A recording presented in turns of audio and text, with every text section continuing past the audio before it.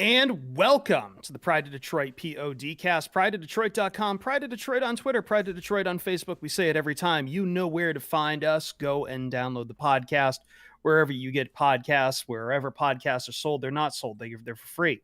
We give them free here, free on this corner here, right now. We give out podcasts. Spotify, Stitcher, Apple Podcasts, Google Podcasts. We are the most reviewed podcast, Detroit Lions podcast on Apple Podcasts, the most reviewed, thanks to you guys. You guys are still killing it with reviews over there. And we are here live, as always, on Twitch and YouTube when we do these podcasts. And right now we are doing them live on Monday, where you can find us. And we want to start out real quick, something that is Twitch and YouTube related. So I think I've kvetched about this before on the podcast before. Jeremy Reisman, the fearless leader at Detroit Online, is where you find him on Twitter. And I'm Chris Perfett. You find me on Twitter at Chris Perfett, Perfett. I am the adequate host. The last few weeks, we've had Jeremy taking in money to say this podcast. Just say whoring out my mustache. Just say it. Whoring out the mustache. Whoring out it like a porno mustache. Just taking us all on the mustache ride, making donation after donation. Well, it's been a rough few weeks for our friends down in the great state of Texas. Right now on those streams, and if you're listening afterwards, talk to Jeremy. He'll tell you where you can donate. We are running a charity right now for the Austin Area Urban League. Yes. The donations there will go towards helping out people who are right now in trouble in the Austin area with the cold that's going on there, the winter blast, all the loss of power and everything else that's going on there. And I know in the past we've done great work with our charities, and just hoping you guys hear this, bring some more of that power in. Yeah, absolutely. Yeah, I mean, it feels weird taking in 100 subs every week for a mustache, and it feels like maybe that money could be directed towards something a little bit more useful other than green screen, so we can have silly backgrounds here for our live audience. So the Austin Urban Area League is definitely something that could bring an immediate help. So we're trying to raise $500 just during this stream, which is the equivalent to 100 subs. We're already at 320 through the week, just from people who through literally the first few minutes of this podcast. Yeah. We are at $320, and that's so I think you said it low. Yeah, so but that's fine, because for every $500 that we donate, the mustache will survive another week. So if we blow 500 out of the water, if we get to 1,000, that means a mustache is safe for another 2 weeks. 1,500, 3 weeks. So it all depends on your guys' willing to donate, and if you can't donate, that's fine. You just being here is great as well. But if you are watching live, !donate will give you the link to donate, whether you're in YouTube or Twitch. It should show up. So that's all I have to say. Cool. Yep. And if you're listening on recorded, obviously this won't be there, but still go over to the Austin Area Urban League, AAUL.org. Throw some donations towards them. They could use the money. And now the third man is here. My buddy, Ryan Matthews, at Ryan_POD. Ryan, how are you doing? I'm trying to find a room big enough for my green screen. Jeremy bought us all green screens for our obsession with Twitch and live streams, which if you're listening on the podcast, you won't know because it's not a visual medium. Yeah, they're fun. They're goofy. They're a ton of fun. It's just Jeremy bought us ones that are literally 14 feet wide. Yeah. I had to fit mine in, but I'm sitting here comfy in the jewelry store from Uncut Gems. If Chris can fit that thing in his little LA apartment, you can find a way. I'm gonna have to downgrade from a queen size bed to like a full size bed to share with my fiance. So I'll run it by her and see if she's cool with it. But we got tons of stuff to talk about on this podcast. Big stuff. We do. Real quick, a little bit of housekeeping. In case you didn't see it on the feed, if you were someone just checking this one, scroll down. There's one more thing that we have on the podcast feed. Eric Schlitt has officially joined the Pride of Detroit family. So I know Jeremy did a 15-minute talk with him. Eric is now a part of the family, which means that we are just dominating. We're dominating everyone and everywhere. And Jeremy maybe will get like a day off every now and then now. Maybe. And I know a lot of people have been asking. Yeah, of course he will be an occasional guest here on the Pride of Detroit podcast as well. He's got his own podcast, and we're letting him continue that. But he's a valued voice as part of this. Whoa. I didn't mention it by name. I but think you guys... you know my policy. We know that. Well, you know my policy. Death to all competitors. Anyway, no, he will be on here at some point. Open policy is that everyone from Pride Detroit will be on this podcast at some point. So, or has been, or will continue to be.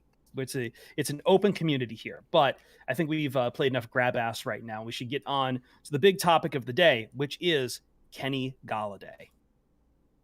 There's news out today. Ian Rappaport, I believe, on Monday was talking about reports might be that he is a likely candidate to take the franchise tag for the Detroit Lions. And we were just talking, me, Jeremy, and Ryan, before a few days before this show, and we were asking ourselves how we're going to chart out free agency. And this show is going to be about free agency, but it's going to be about one position in particular in free agency. It's probably the biggest question for the Lions, and that is the wide receiver position. Almost every wide receiver that the Lions have that you can name, except for one or two, is up for free agency right now. And the biggest of those fish to fry right now is Kenny Golladay. So the question becomes, what are the Lions going to do about Kenny Golladay? Are they going to use the franchise tag? Are they going to sign him to a longer deal? Or are they going to let him walk? And there's quite a bit to tackle. So, Jeremy, I cede the floor to you because I see you want to just really get at it. Well, yeah, I mean, I think the franchise tag is where this whole conversation needs to begin, and the Lions can start using the franchise tag. They have, I think, a 15-day window that starts on Tuesday, so probably the morning you're listening to this if you're listening to the podcast version. And, yeah, the Lions have a tough decision. We don't know exactly what the salary cap is going to be, therefore we don't know exactly what the franchise tag number is, but I think Over the Cap has it estimated at $16.4 million. And so we have to start right there. If the Lions are going to franchise tag him, even if they plan on tagging and trading him, which is an option that we'll talk about in a little bit, they have to be prepared to potentially take on $16.4 million cap hit right away. And with the Goff contract, and with, you know, they're essentially already at about $199 million in cap resources spent, and that's with the Goff trade. Obviously, that doesn't happen until the new league year actually starts. But with the cap expected to be somewhere between 180 and 185 million, that means they're already 14 million over. Now they can cut a bunch of people and get over. You know, I think they have about 30 million in cap savings they could do with some of their cap guys. But like even that, so you free up 30 million. Well, then suddenly you have about 16 million left in cap space. And so that means Kenny Golladay takes up the entirety of that, which means you would have to, again, do some restructuring. You got to get, for all these players are going to cut, you got to sign them. All of this is to say $16.4 million is a lot of cap space, and I know we can just like brush it off and say, hey, the salary cap isn't for real. But it is at least a little bit. The Lions already have to do a lot of maneuvering. If there's a year in which the salary cap is real, it's probably this one because it's dropping. And a lot of teams are going to have to do some juggling here. And so I see it does seem like the Lions are trending in the direction of giving him that tag, but it's going to be hard to maneuver around. Like there's no getting around it. I don't know if it is dropping, Jeremy. It seems like the NFL is putting the networks over a barrel to negotiate a new TV deal. And if that's true, they could get the money to justify it going up. It won't go up. It won't. Okay. The salary cap is, I mean, it was 190 something last year. There's I think today we saw, you know, the estimate is going to be around 182, 183. So it's still going to be a significant drop. Not as significant as maybe early estimates, but it's not going to be it sounds like it's only be a few $1 million drop. It's not going to be much. Either way, this is going to be a challenge to fit Kenny Golladay, you know, his tag in there. If that's the long-term plan. Of course, the tag could also be a ploy to just a negotiating ploy to get a long-term deal done. And in that case, the Lions can definitely finagle a deal that has, you know, a really small $4 or $5 million cap hit in this year. And then, you know, down the line, it increases. But if the line, like I said, if you give Kenny Golladay that tag, you have to be prepared for the situation that you're going to be stuck with that $16.4 million. And I think that's probably the worst case scenario of things to do with Kenny Golladay, because that's a big hurdle.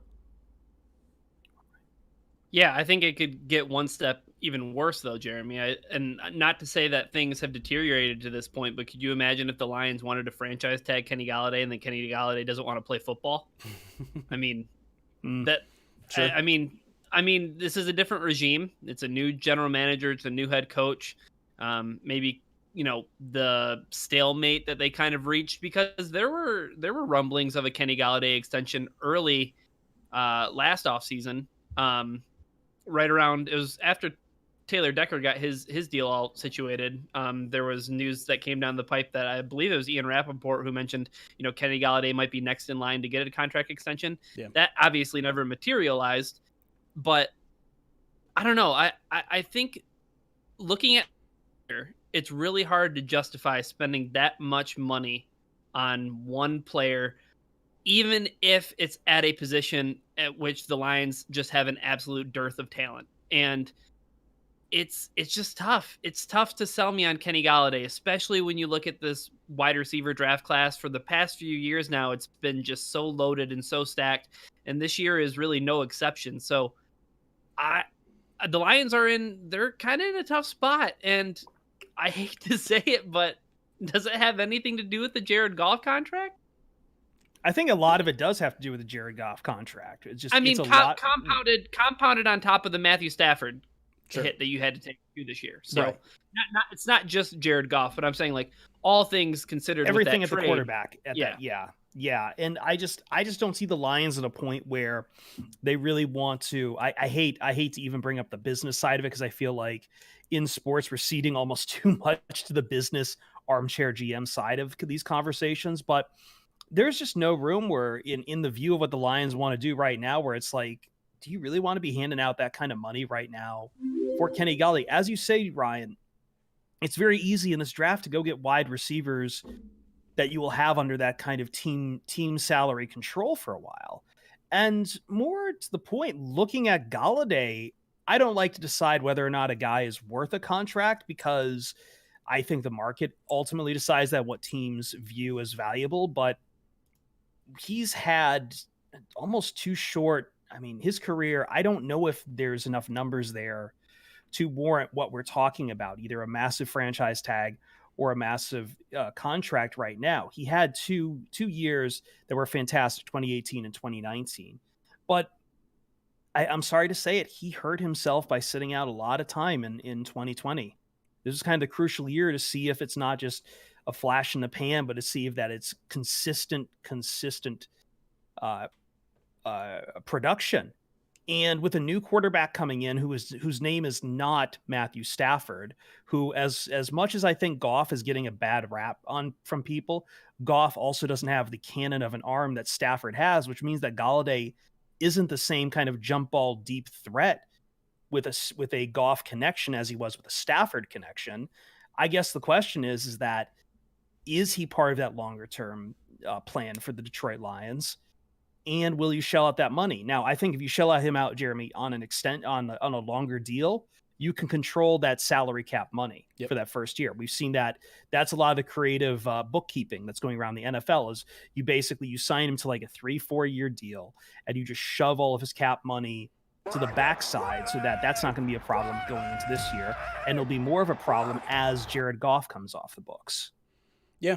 I mean, yeah, you basically give him a very low salary in the first couple of years, but give him a kind of massive signing bonus, and that's all spread out along the length of the contract in terms of cap hits. So, yeah, I think that might be one of the better case scenarios, and it's really up for the Lions to decide. Is, like you said, is Kenny Golladay part of the long-term plans? Because you put him on a franchise tag, 1 year, $16 million. Well, that doesn't seem like a great use of cap space.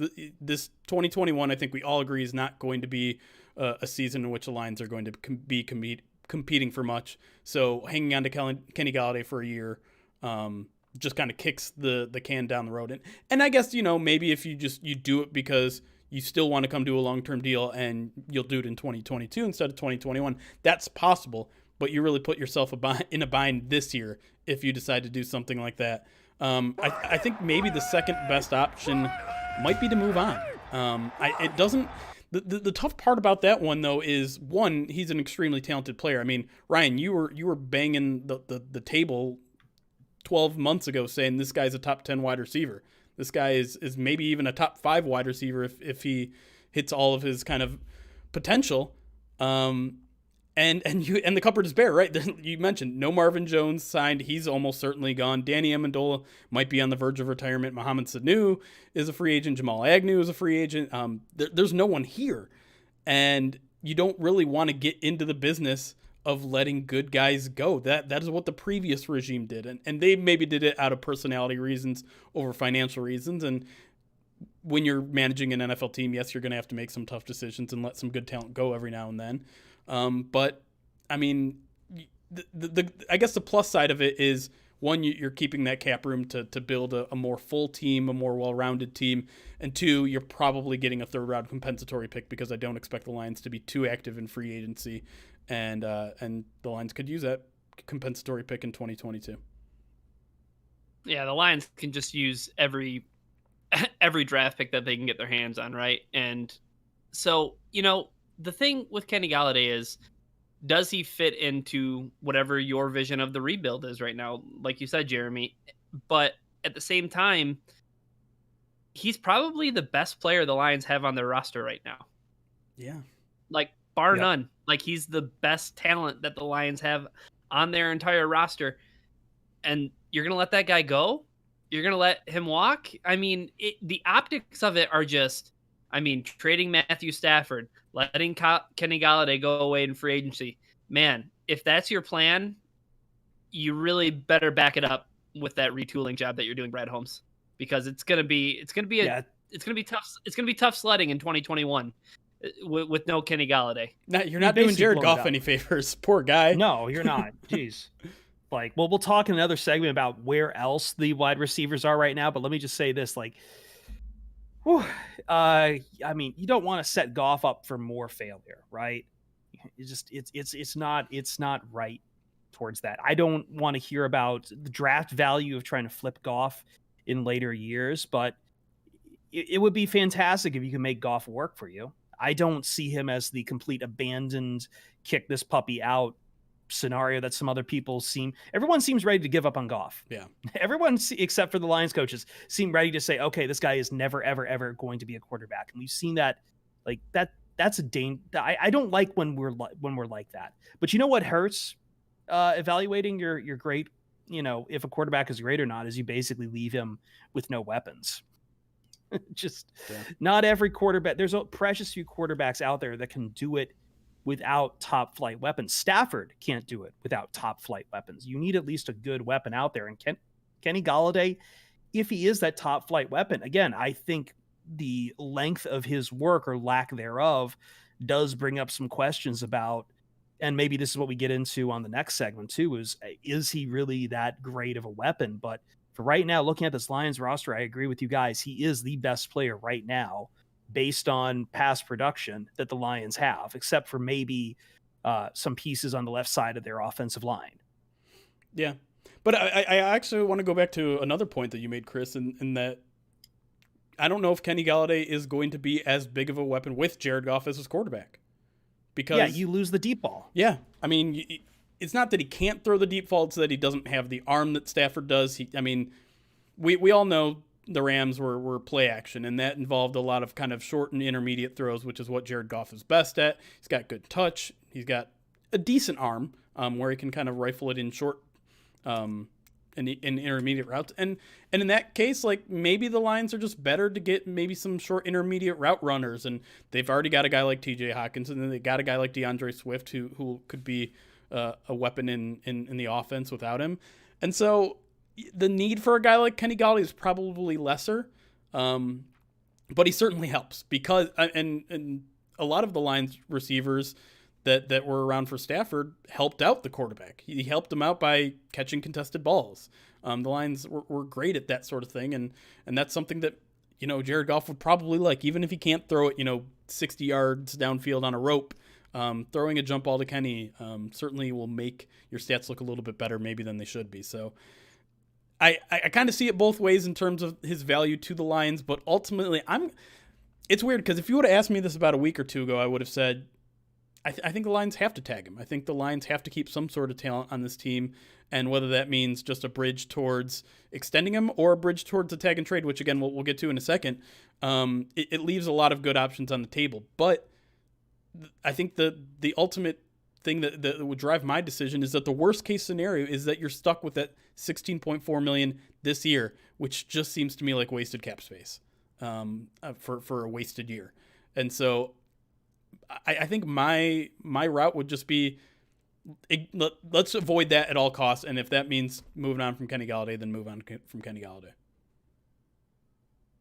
And if you move on from Kenny Golladay, are you putting a sign out in front of Allen Park that's just abandon all hope, ye who enter here? Like that's my question mark, is that what does that signal? Like, the first move of the offseason was to trade Matthew Stafford. The second move of the offseason would be to let Kenny Golladay walk. It's like, man, it's the optics of it just seem very off. But you know what? In order to do a rebuild right, to hell with the retooling thing. I'm not getting into semantics, but like, to do the rebuild right, you have to think about accumulating assets for the future. And I just don't know if Kenny Golladay fits into the plans. And it sucks, because I really do. And you're right. I was pounding the table. Man, what game was it? This past season, he just absolutely balled out. The Falcons game, he was incredible. Yeah. And Jacksonville's the one where he Instagrammed, it's going to cost you. Right.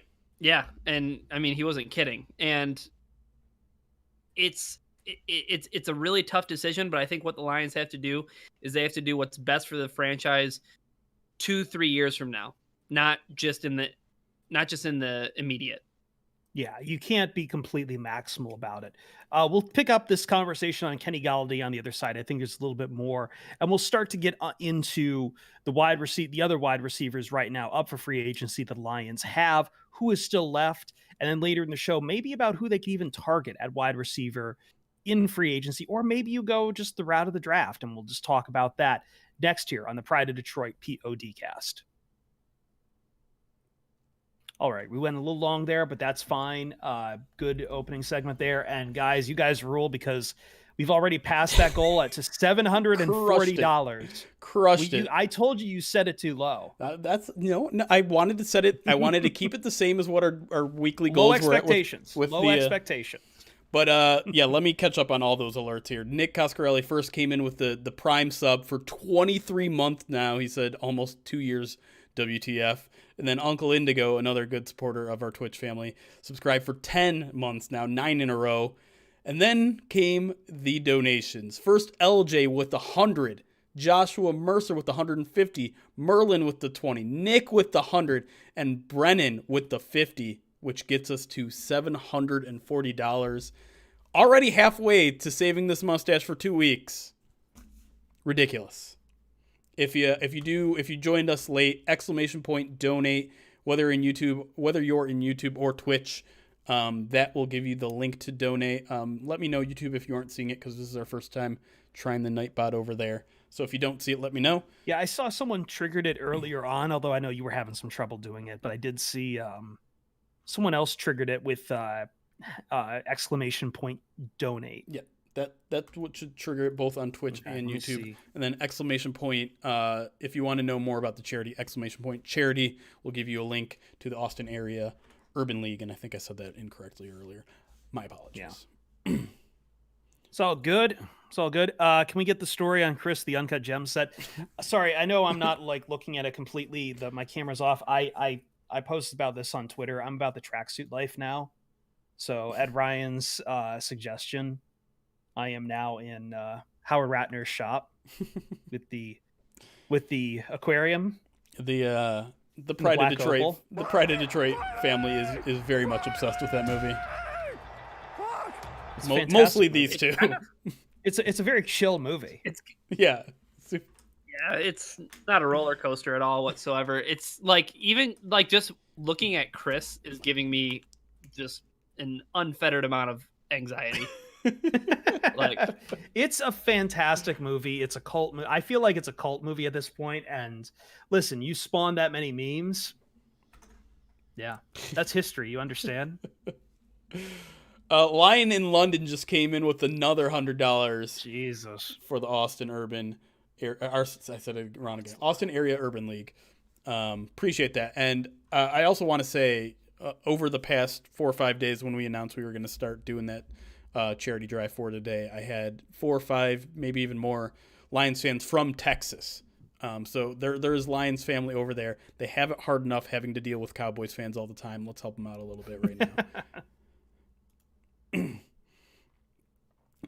But yeah, appreciate everyone. Paul from YouTube says I live in Texas, and Austin is in far better shape than many other areas. Yeah. But the Austin Area Urban League is running a specific drive right now to help, from what I understand, all of Texas. And yeah, let's be fair. Like everyone, there's a lot of areas in Texas. Everyone needs help right now. Yeah. It's just the one we chose. It's the one we wanted to go for. Dallas, Texas. Zyron Jackson is from Dallas, Texas. I hope you're doing all right, Zyron. And I hope I'm saying. Yeah, I've got a lot of friends who live in Austin or Dallas right now too, or College Station. So. Sports Guy Q also in Dallas area, Dallas suburbs. What happens at 1,000? Well, then you guys save the mustache for 2 weeks. Every 500 we hit will be another week. You guys get the honor of being in the presence of my mustache. At this point, it's gonna stay forever. At this point, at some point, I'm gonna cut it off and be like, you know what, 1,000 subs, or it's gone, and just something ridiculous so that not so that we get that. No. It's 74 degrees now. It's crazy, man.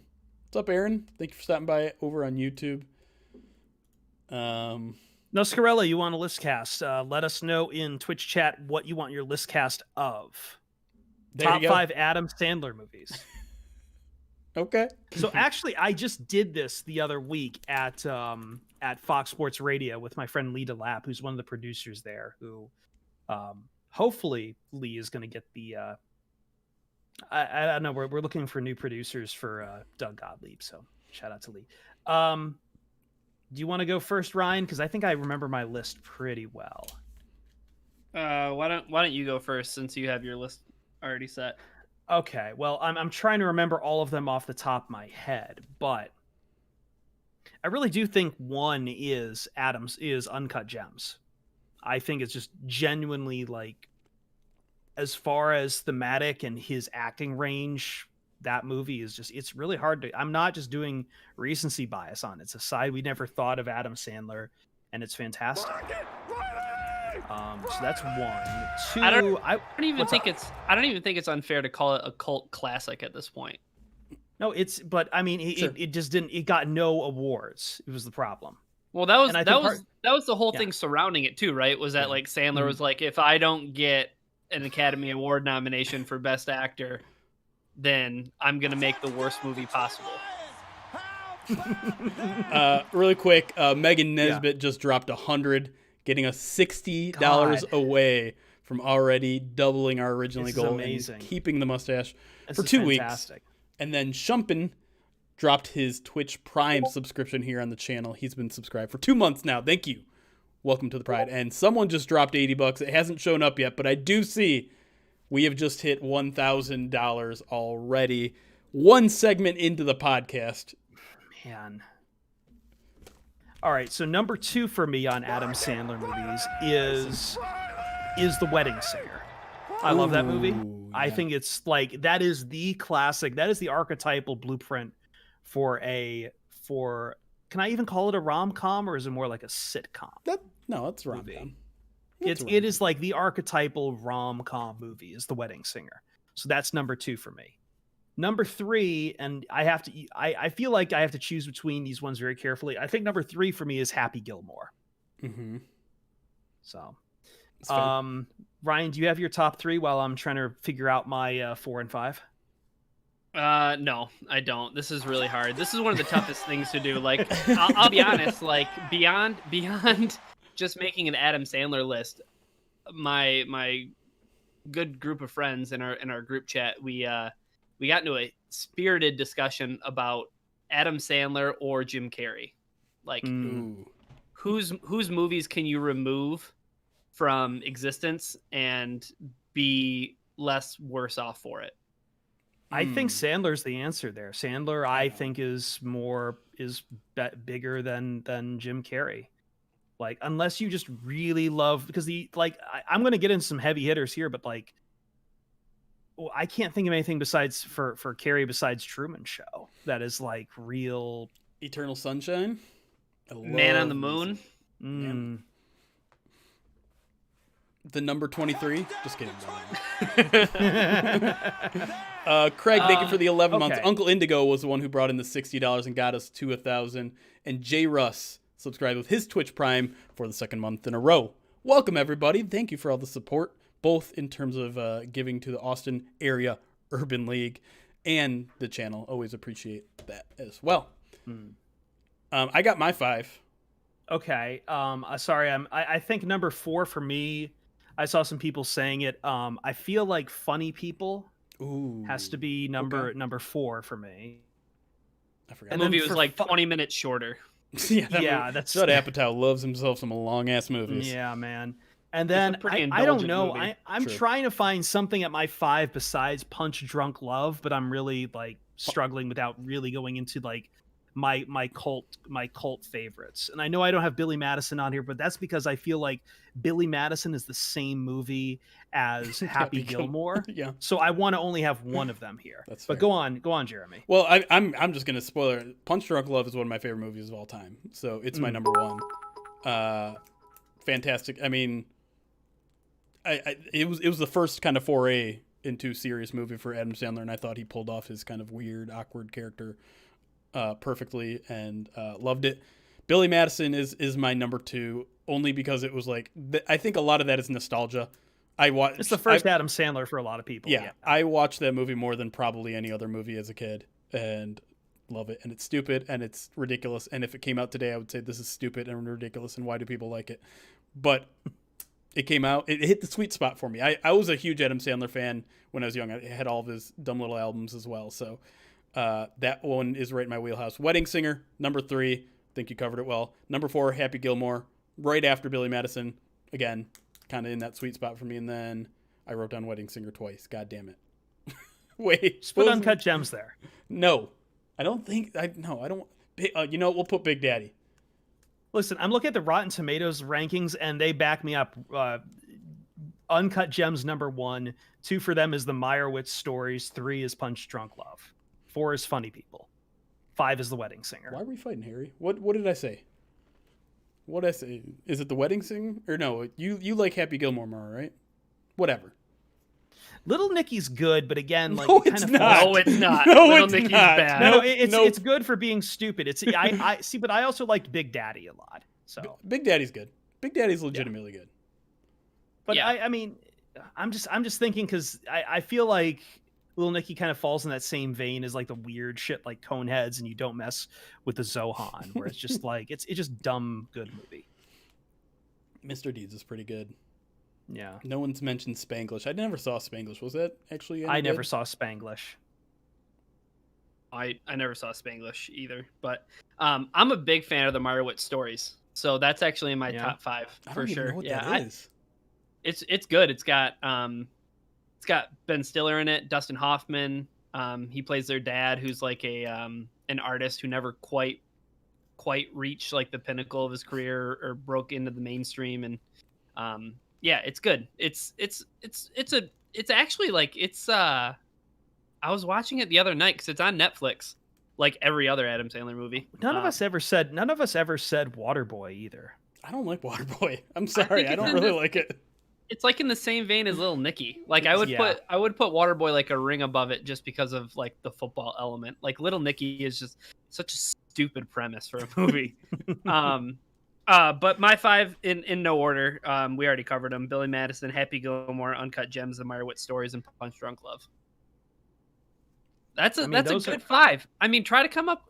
We won't do it now, but like in your head, try to come up with 5 Jim Carrey movies that match that. I don't know. Again, like the only serious. The problem with Carrey is he doesn't really get into. He doesn't have that range to do what I think Sandler can do. When you ask Sandler to do like a full serious movie, it feels like when you ask Carrey to do the same, he can't completely get out of the comedic side of him. The only one that really worked was, again, Truman Show for me. But I don't... And Eternal Sunshine. And Eternal Sunshine, I guess. I never saw Eternal Sunshine. Another one of my favorite movies of all time.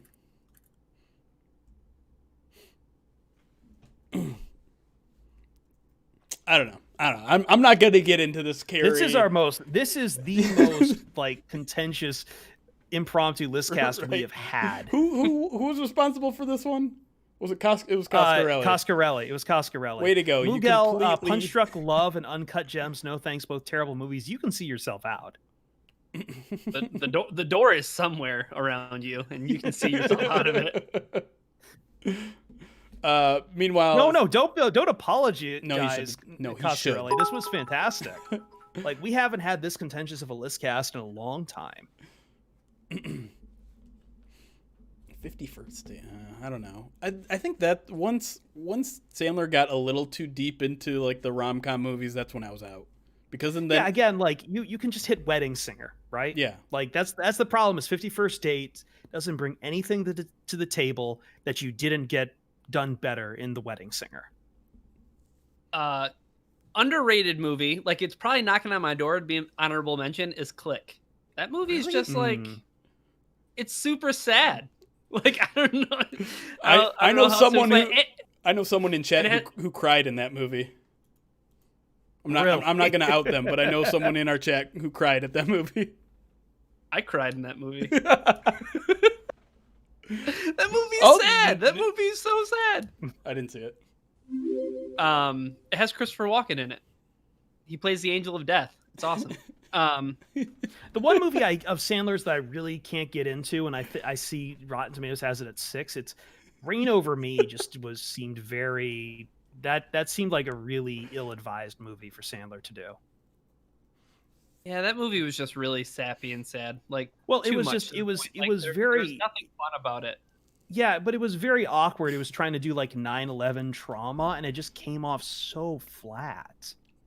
It's like, at one point where he's sobbing, he's almost breaking into like, that kind of Adam Sandler with the towers and they fall.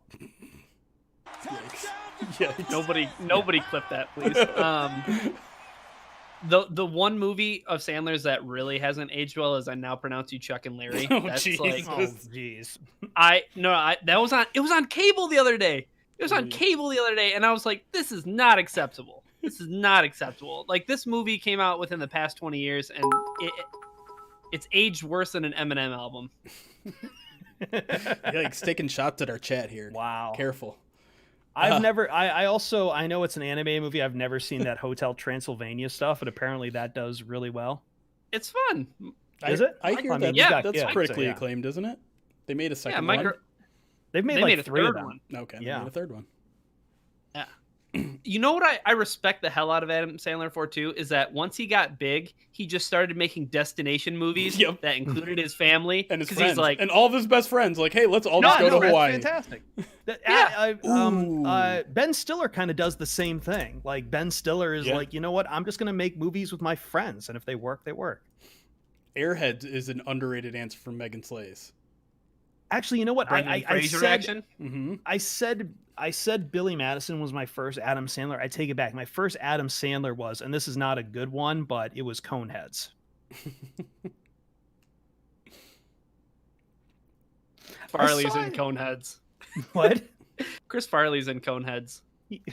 Well, it's basically like an extended SNL skit, isn't it? Yeah. He's like the boy. He's like the boyfriend. All right. I think let me thank some more people real quick, and then I think we should probably get back to Lions Talk, because it's clear all of us love Adam Sandler and Jim Carrey, and we could probably talk about him for 2 straight hours, and maybe we'll do a special podcast sometime in the off season where we're just talking about that. People give a shit when we do the off-topic list cast, but I mean they are the most fun we have. Yeah. All right. So let me see where first Cordy came in with 69 bits, says 69 for the hype train. Nick the Greek then dropped 200 bits. One said mustache. The other one says, I just egregiously misspelled mustache. And then Nick the Greek dropped his 10-month subscription with his Prime sub. And Lions 1910, 100 bits. And again, thank you to everyone who is given currently to the Austin Area Urban League. We have raised $1,000 now, which means the mustache is saved for 2 more weeks. We get to 1,500. It'll be 3. We still have 2 segments to go. Jesus. So if you want to be part of that group that is donating to that to help our friends in Texas, !donate, whether you're in YouTube or Twitch. A link will pop up. Click that link. Donate whatever you can, whatever you feel like doing. Any amount is obviously helpful. Edward is God. Lions talk. What's happening to Okwara? So this podcast, we are going to focus specifically on the wide receiver position, just because it's such a big part of free agency. We all agreed when we were setting up this month that it's like we want to focus this podcast just on wide receivers. We can answer it during the next break, but I think we'll hit Okwara in a later free agency podcast. We'll definitely We're planning like a free agency preview. We're probably gonna might as well tell you now. We're probably gonna record it like the Saturday before free agency because the tampering period begins on a Monday, and we don't want to record in the middle of that when anything can happen. So we'll go over a lot of those sort of topics, assuming Okwara isn't re-signed by then. It's a long off season, folks. It's a long one. We got Pace time. Pace yourself. Since the franchise tag thing can start happening tomorrow, we figured it was a good topic to talk about this week. Yeah, sure, Edward. Yeah, I think next break I will talk a little bit about Okwara, just because I feel like that's something good to talk. Yeah, no, I'm writing it down. If we get to $2,000, I'll shave into a mustache on camera. You heard it there, first, folks. Yep. All right, let's get back into it. I'm a man of my word. I'm just pulling up a stopwatch. Okay.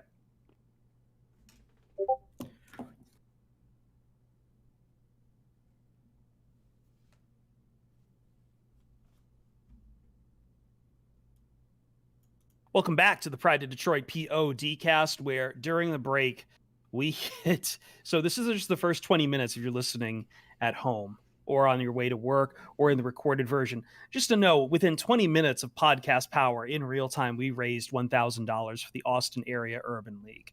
And we still have at least 40 more minutes to go. So that's just the power of this. And again, if you are listening recorded, please head over to aaul.org to the Austin Area Urban League, raise some money to help the people in the great state of Texas, especially with everything that's happened in the last few weeks down there with this kind of winter blast that has left a lot of people without power and struggling. So, but anyway, back to Lions talk. Let's move back up north to talk about the Detroit Lions. We left talking off about Kenny Golladay. And I think a lot of it was, I agree with you guys in that if nothing else, the Kenny Golladay, you want to sign him at least as a message to show like, look, we're not out and out tanking, and we are serious about treating everyone proper this time through. You know, there's some realities to it. There's a lot of stuff you need to do that's what's right for the team. In this case, you know, when Stafford said he wanted out, you respected that. You gave him a good destination. You got a good haul in exchange for him. Kenny Golladay, I feel like, is a little more diverse of a subject. I don't think it's as clear cut as what it was for Stafford, just because I think there's a question of even if Kenny Golladay wants to stay in Detroit or if he wants to test the open market. We certainly haven't heard from him too much on that conversation, I believe, Jeremy, if I'm not mistaken. I mean, and yeah, it's mixed. Like he's said all the right things, and he said it towards the end of the season. Like he respects the Detroit Lions. He it'd be cool if he could spend his entire career here. He even talked after the Dan Campbell press conference. He went on Good Morning Football and said like, I love that intensity. I guess we're biting kneecaps now. And so he almost talked like he was still part of the team, and I guess he technically is until the new year kicks in, but. I think there's mutual interest right now, which really makes the whole situation more complicated. Yeah, and I think I'm looking at his stats, and the one thing, and maybe you can speak to this, Ryan, the one thing I am worried about sometimes is, again, like I know it's rough for wide receivers out there, but even in those 2 years we had over 1,000 yards receiving, he was, I believe, like a 56% catch percentage receiver, which is receptions divided by targets, which is still really good. But I do have to wonder. We talked a little bit about, again, you are losing a lot of his long range jump ball power by switching down to a quarterback like Goff, who is more focused on the play action, more focused on short yardage completions. So I wonder, and again, I know some people don't like to have been back and forth about this. I do think him sitting out as much as he did in 2020, whether that was by his volition or the team or doctors, it did hurt him as far as what you can expect for his future value to be. Yeah, and who knows? I think with Kenny Golladay specifically in Detroit, and we've talked about it. You just mentioned it right there. That with Jared Goff in town, you're taking a tool out of his toolbox, and you're no longer tapping into that ability for him to go downfield, stretch the field, and make use of him as a big play weapon. My thing with Kenny Golladay is he has the ability to be a top 10 wide receiver for sure. We just haven't seen the diversity of it here in Detroit. We've seen him do the big play thing extremely and incredibly well. Would he fit in a play action offense that, is centered around intermediate routes and shallow crosses and things like that? I don't know. I mean, you want to assume yes, just because he is such a talented receiver. He has the ability to make contested catches. He's one of the best in the NFL at doing that. But I think at the end of the day, I think Kenny Golladay just wants to get paid, and I can't be upset with the guy for wanting that, especially because he is. Correct me if I'm wrong. He's a little bit longer in the tooth than most wide receivers who came in the league. I think he's 25, going on 26. I think he's 27, maybe going on 28 actually. So yeah, really? He's up there. Yeah, he's definitely on the older side for sure. So like right now is his chance to cash in, and I think however he can accomplish that, whether it's staying in Detroit, that would be harmonious. If it isn't in Detroit, so be it. But there's an awful lot of can we just get into free agency right now? Like, yeah, sure. The other wide receivers that are going to be on the market. I do want to talk about tagging and trading because we didn't really go into that. Yeah, that's important. Yeah. Let's talk about that option because I think Lions fans are obsessed with that idea, and I get it. Like it on paper, sure, that sounds great. Like instead of waiting on a potential compensatory 3rd round pick next year, you tag and trade him, and hey, maybe you get a second, maybe you get a first. Well, let's back up and slowly roll here because one, obviously tagging and trading means first you have to tag him. Second, Kenny Golladay has to sign that tag, which means you're immediately again on the hook for that 16.4 million.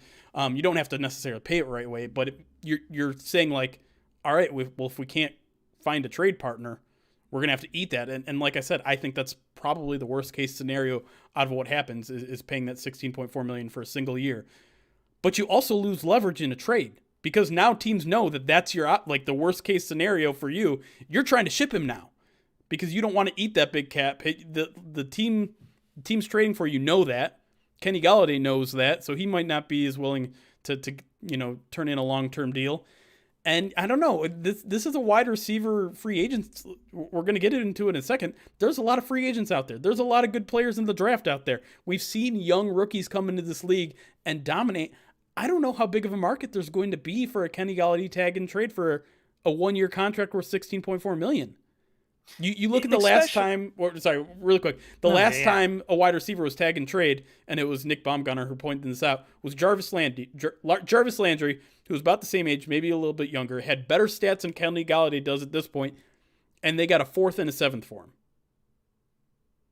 That's not a lot. Not a great haul. Like I know some people are like, oh yeah. Like I know some fans were saying you talk to other fans and they would say they'd trade a 2nd for Kenny Golladay. That's not you're going to get out of it.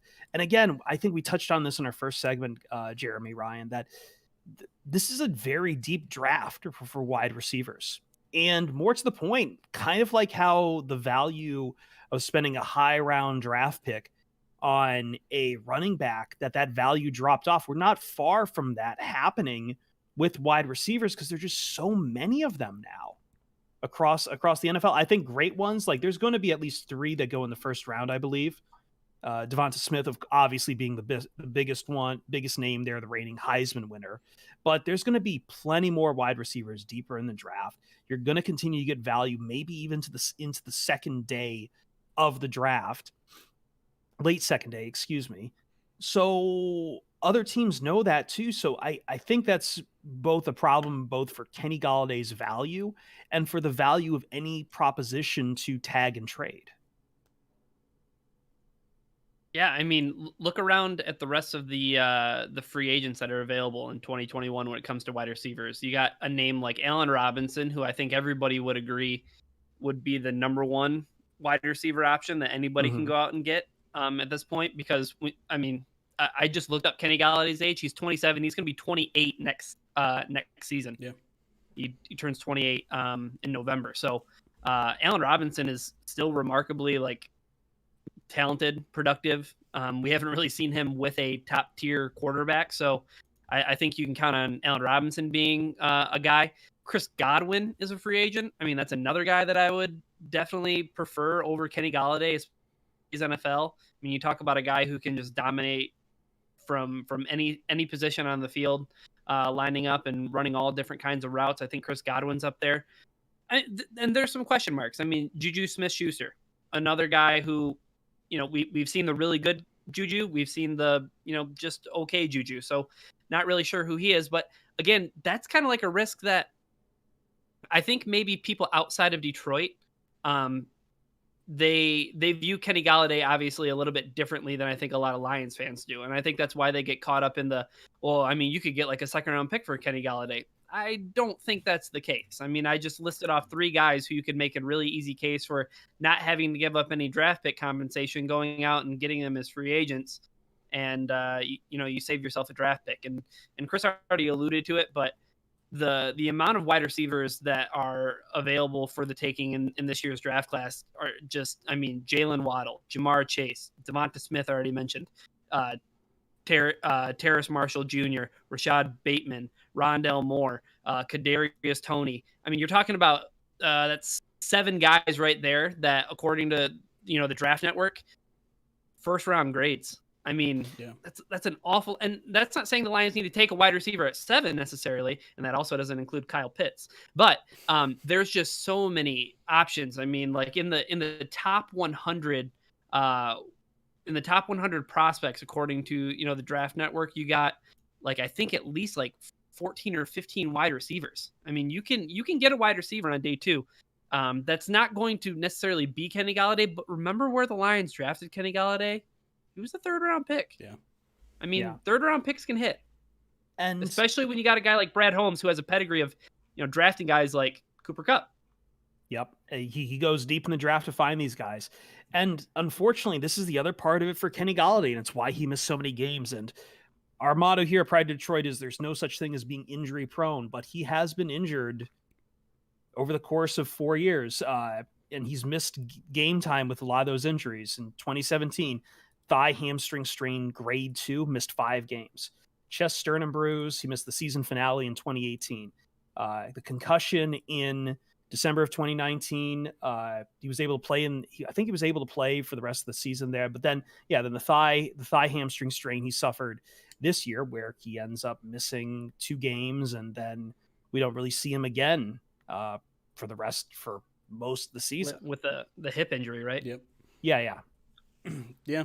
So I think some teams will look at that history and wonder, if that's going to be a factor in both his free agent market value or in any kind of trade scenario. Yeah, and I mean, I continue looking at the alternatives to keeping Kenny Golladay around, and a lot of them seem appealing to me. I do think even before you make a decision on Kenny Golladay, wide receiver is definitely in play with the 7th overall pick, and whether it's Jamar Chase or Waddle or Devonta Smith, all those 3 guys are probably worthy of the 7th overall pick. All of those guys could come in and immediately, give this team 600, 700, 800, maybe even 900 yards if you're lucky. And then you pair him with a mid-tier free agent like, I don't know, Josh Reynolds, a guy who's played with Jared Goff his entire career. Is that a horrible 1-2 combo? A top 10 pick in Josh Reynolds? That's doable. You throw in TJ Hawkinson as a third receiving option, and you have threats in the backfield. I mean, this is going to be kind of a run heavy offense now. That's not horrible to me. That's a kind of quick fix, and suddenly you're kind of set for the future more so than you would be with the franchise tag. So I think you come in cheaper that way. I think you come in maybe building yourself for the future that way. I think it makes a lot of sense, and I guess I'm not really understanding why everything seems to be trending right now towards the Lions giving Kenny Golladay that franchise tag. Yeah, I'm not really full on buying that right now. I know Ian Rappaport hit that, and I think this is more Ian Rappaport ruminating at this point, or just kind of basing on what he's heard from his sources, but we'll see, I guess. Do you guys want to talk a little bit about the other wide receivers that are up for free agency right now? So I figured like we can talk here, and then on the other side, we talk about what we want to see the Lions do for the position in free agency. You mean the other lines that are set to hit free agency? Wide receivers? Yeah, let's go for it. Yeah, let's talk about those now, because as I said, it's not just Kenny Golladay. There are 5 Lions wide receivers all hitting the free agent market now. Marvin Jones, who's been probably the most productive of a lot of the Lions wide receivers here last few years. And I know on Twitter, he's talking about he's putting out images out there every time someone talks to him is like, hey, maybe Marvin Jones, maybe he can follow him to Los Angeles to keep playing for Stafford. And Marvin Jones seems very, very up on that idea. He would love to do that, I feel like. Danny Amendola, he's up again for his contract, and he's 36. He'll be 37 this coming year, I believe. He's an aging guy out there who's just going to keep getting those 1-year contracts, and it's a question whether or not he's going to come back to Detroit. Mohamed Sanu, he was on the practice squad this year and has, I feel like, kind of revitalized his career near the end of the year with Detroit. We'll see if, what his value is. We hit Kenny Golladay, and then Jamal Agnew, who I feel like that's almost, out of all these guys, I almost want to see the Lions try to get the value on Jamal Agnew before anyone else. Yeah, and I think that he's probably got the best chance of the 5 to return, I would say, except for maybe Kenny Golladay. I think Marvin Jones is gone. Like we don't even need to talk about him anymore. Like, yeah, he really clearly. I mean, the Rams are the best fit for him because he loves Matthew Stafford and he lives in California, so it'd be a nice fit for him there. But I mean, I have a feeling he thinks of Detroit the same way Matthew Stafford does. Like, I did my time, I tried. It's time for me to try to go get a ring somewhere else. So I think he's 30. Gone. He's 31. He's in like he's not going to have a ton more years left. He's kind of in that prime of his career. He just had a great showing in Detroit. It's time for him, as you say, to go try to chase accolades. Yeah. Other than that, I think Danny Amendola, there was that weird enigmatic scene of him walking with cleats hung up on the goalposts. So seems to think maybe retirement in his future. If not, I don't really see a reason why he'd want to come back to Detroit. He obviously had the Patriots ties, and Matt Patricia loved him. So I don't see why he would really want to hang around, especially with the new quarterback and a rebuild and all that sort of stuff. So that's kind of left with Mohamed Sanu and Jamal Agnew as maybe the 2 realistic options to return. Agnew, I think there's interest in returning. He seems to have liked Detroit, except for maybe one specific person that might be employed by us. But I mean, looked great as a returner again last year. Kind of caught fire again as a kick returner too. I think he was in the top 5 in terms of kick return average, top 2 in punt return average. Had a touchdown. Never really exploded as a receiver. Maybe you can probably put that to bed. Maybe he's your emergency option, depth in terms of a slot receiver. But if you value that special teams, and again, we have this debate every year whether it's worth it to keep a specialist on your roster considering how few touches they actually get. But you can probably get him back in a fairly cheap deal. He might try to fight for more since he has, notched a Pro Bowl nod or 2.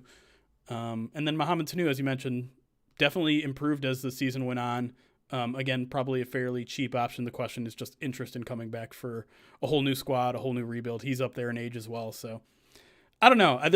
Either way, no matter who the Lions re-sign out of this bunch, they're going to need at least 1, probably 2 starters. Period. Mm-hmm.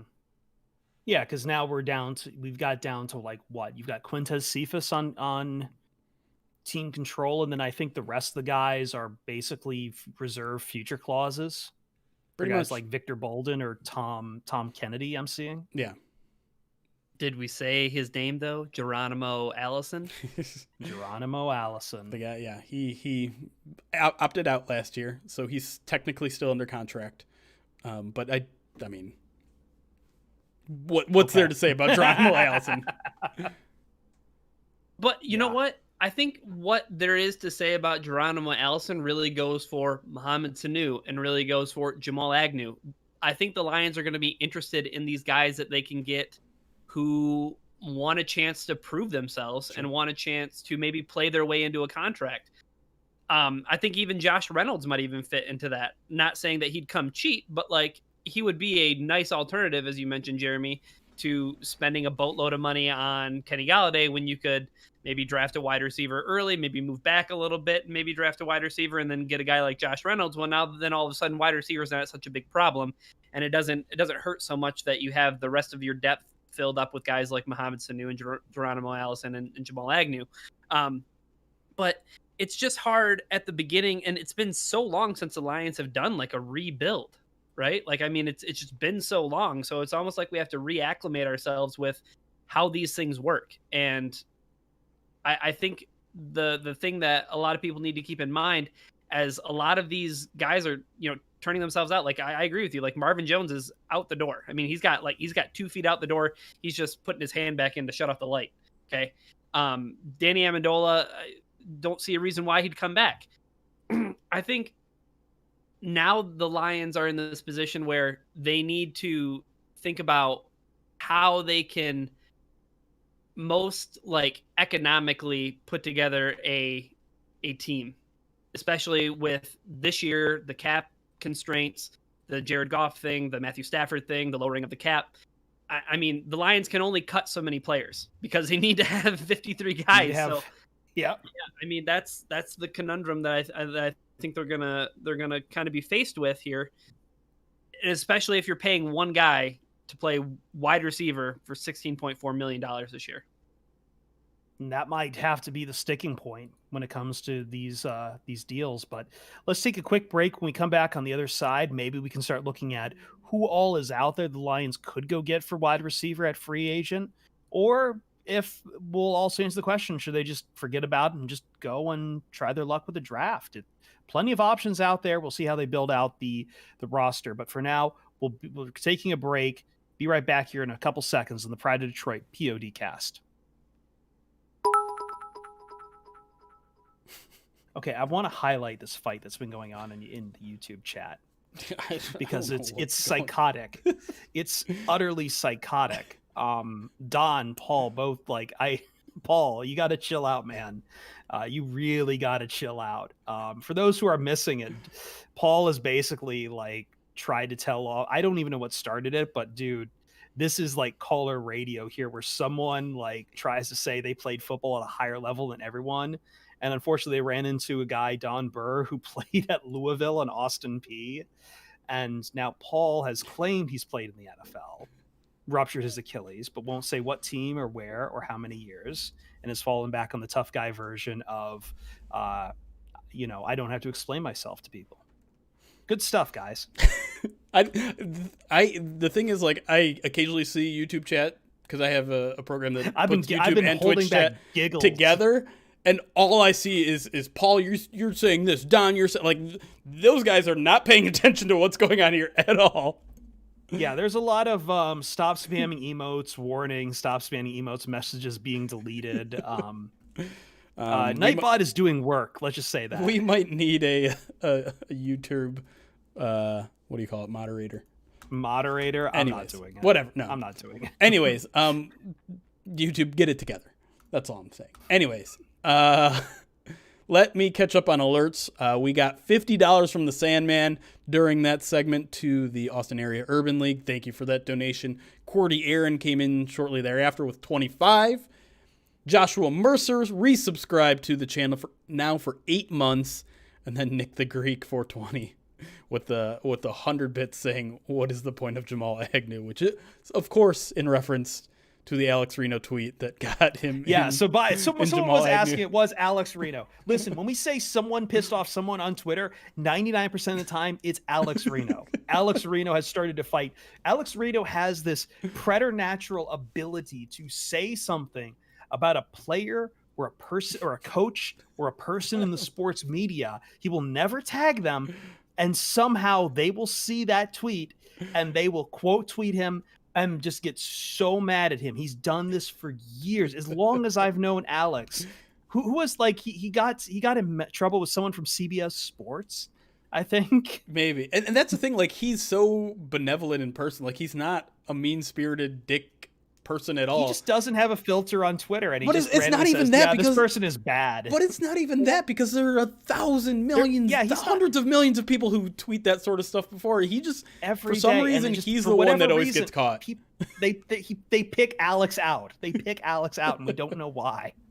Alex had to go up to Ian Rappaport at That's training right. camp and ask him why he was blocked. He got blocked by Rappaport. I forgot about that. I just remember he got. Ryan just bailed. There we go. I was gonna say, I think Ryan's connection has also been a little kind of janked, but there we go. I'm back. Cool. Did I screw things up? No, you're fine. You're fine. Yeah, no, Alex is just it's a superhuman ability. I don't know how. Was it Dan something at CBS? Like the first one I remember. Not Deerdorf. No, I don't know how to say it. The college basketball guy. It was one of the basketball guys. It wasn't. Chattel now. Yeah, Anyways, hey, we just got $100 from someone. I just saw the thing go up. Drum roll. Who's it going to be, chat? Mm-hmm. We'll never know. Oh, it's LJ. LJ with the 100. LJ. And he says, because Reno is awesome. There you go. Dak Hitch. That's it. Okay. I think we promised Okwara talk. Yes. During the break to Edward is God. Yes. So I don't know. I have a profile coming up on Romeo Okwara for our free agency profile previews. I don't know. It's weird, right? Because I was looking back at the past years, and he had one good year prior to. Because we've now had Okwara for what, three seasons, I believe. Yeah, and what was it? 2018, he had what, 7.5 sacks or something like that. Yeah, he had a fantastic 2018 season. I saw both. Hamza and Mansour had wrote, "Don't believe it, the hype on this. Yeah. This is a bubble waiting to burst." Yep. And sure enough, it did in 2019. Right. But then he rebounds and has a fantastic 2020 season. Yeah. And I feel like the 2020 season at least feels a lot more legitimate than the 2018 season. 100%. Yeah. Because it felt like cleanup sacks probably isn't the right word for it in 2018, because there weren't people to clean up for them. I mean, the defensive line wasn't that good. It was just like, I think the coverage maybe was a little bit better, and so got some fortunate sacks. But yeah, I think a lot of people right now are weighing the Kenny Golladay debate. Is like, do we want Golladay as part of the future, or do we want Romeo Okwara as part of the future? And I get that, because those are going to be the Lions' most expensive free agents, both those guys. And I don't know, like I'm mixed on Romeo Okwara, because I don't want to take anything away from his 2020 season. It was good. You look at basically any sort of pass rushing metric, he was great. You look at pass rush win rate by ESPN, he's top 15, I think. You look at pass rush productivity number from PFF, he's in the top 5. Pass rush grade, top 5 in PFF, all that sort of stuff. But is he the game-changing pass rusher that, like, defenses are accounting for? Like, no. Our defense is throwing double teams at him. Our defense is game planning around him, or offenses, I should say, game planning around him. I feel like Trey Flowers got a lot of the double teams when he was playing in 2020 when he was healthy. Yeah. Yeah, and so he's young and he just showed massive improvement. So those are two things you can hang your hat on. Two things that the Lions. I'm not saying get rid of him. I'm kind of crossing my fingers and be like, listen, Romeo, the Lions gave you a new opportunity after the Giants kind of gave up on you. You get to play with your brother. Do us a little favor here. Just well, I feel like the brother thing hasn't really been explored enough. Just again, because I come from a very contentious relation with my own brother, and I really wish we could talk to the Okwara brothers about what their relation is on just how much they compete. Because I do want to say that the sports writer side of me does want to say like the two are just not that Julian saw a lot of time last year, right. but you can, and I mean maybe that's part of the calculus is like what is Julian to the new Lions regime. And what is Romeo to the new Lions regime, really? I think and Aaron I almost said Aaron Paul. Why can't what's Aaron? What's his name? The defensive coordinator. Aaron Glenn. Aaron Glenn. Jesus, sorry.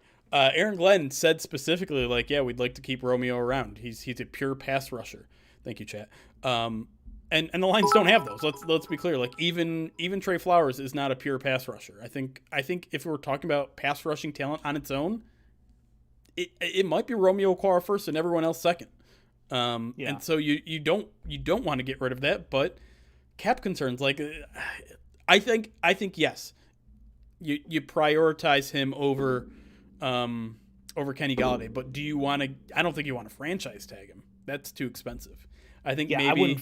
He's not a franchise tag pass rusher. No. Yeah. It's you give him your best offer, and if your best offer isn't enough, then that's fine. It'll suck, but that's fine. I need a spin-off podcast where Chris explains all the ways his brothers wronged him throughout their lives. Listen, I'm not doing that. My brother Tim is he has been in my life my best friend, but also he needs to he's my younger by 2 years. If you've ever had a brother that close to you in age, you need to understand that is a hellish rivalry. There is a hellish rivalry, and there is a need he has almost psychotically to prove himself bigger sometimes. And I'm a passive person, and I have my own issues with my emotional states. So it's fine. I don't talk with him much, but I talk with him every now and then. I love my brother. It's between, but I'm sorry I even brought it up because I try to be very private about family. I believe family should be a private matter. Can we do as Uncle Indigo said and put Romeo as a defensive tackle?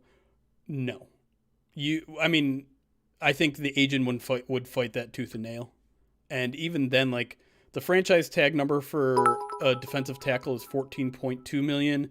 Defensive end is 17.7. So you're saving you would theoretically save 3.5 million ish. But the agent again would fight that tooth and nail, and you would not. Players are mad enough when you franchise tag him. If you franchise tag him and put him at a position that he's not really at. That's like the reverse of the Jimmy Graham situation where Jimmy Graham wanted wide receiver money. Yeah. And they were just screwing him over by putting him on the tag scale as a tight end, which at the time just wasn't making the same kind of money. Yeah, something like that. Yeah. Don't do that. Don't do that. These are people with emotions. They're not random number generators from a game of Madden. They will react poorly. That's kind of the point I wanted to make with the Golladay stuff too. Is from a financial standpoint, maybe it makes sense to move on from him and like we said, get rid of your best player after you just got rid of your best player in Matthew Stafford. But you have to remember, this entire coaching staff, this entire locker room, they're going to feel that. If this team's going to suck for 2 years, they're going to, how thrilled would some of these coaches, Mark Brunell, his first shot in the NFL, the team goes 2-17 or 2-15 and 4-13, whatever these new numbers are on a 17 game. These guys aren't going to want to hang around a team that sucks that bad. Aaron Glenn, everyone's thinking Aaron Glenn's on a trajectory towards head coach. He's not going to be happy if he took this job over, say, the Chicago Bears, and all of a sudden you're just blowing it all up and wasting his time here. He's not. Right. No one. Again, these are all. This is what I don't like about armchair GMing is that people are just it's fucking private equity, man. It's people with MBAs sitting there treating all these things as interchangeable parts, will never react. There's no such thing as morale or anything like that. You're just widgets. You're things on a spreadsheet. That's not how this works. Like, as someone who's worked in a lot of bad places, man, when morale gets low, it's not good. And shit, Lions fans should know that, like, how bad of a reputation has this franchise had because of Barry Sanders walking away earlier, because of the problems with Calvin Johnson and the return bonus or whatever. Like, that matters. That really matters. Yeah. And so if the Lions do ultimately tag Kenny Golladay, like, that's why, is because this team does want it's not only sending the message that, like, hey, we're trying to keep around the good players that are doing everything right, saying everything right, not putting up a stink in the media, wants to return. But it's also like a sign that this team is still going to try to compete in 2021. They're not just going to completely, roll over and just be like, all right, it's a 2-15 season, whatever. Like, no, these guys are all employed to win, whether it means win in the future, win now, all of the above. And I think it's something Brad Holmes said too, is like, listen, yes, we think about things 2 to 3 years down the road. You have to do that or you're going to die. But my job is to come here and win, and that starts in 2021. Yeah. Any thoughts, Ryan? Pay the good players.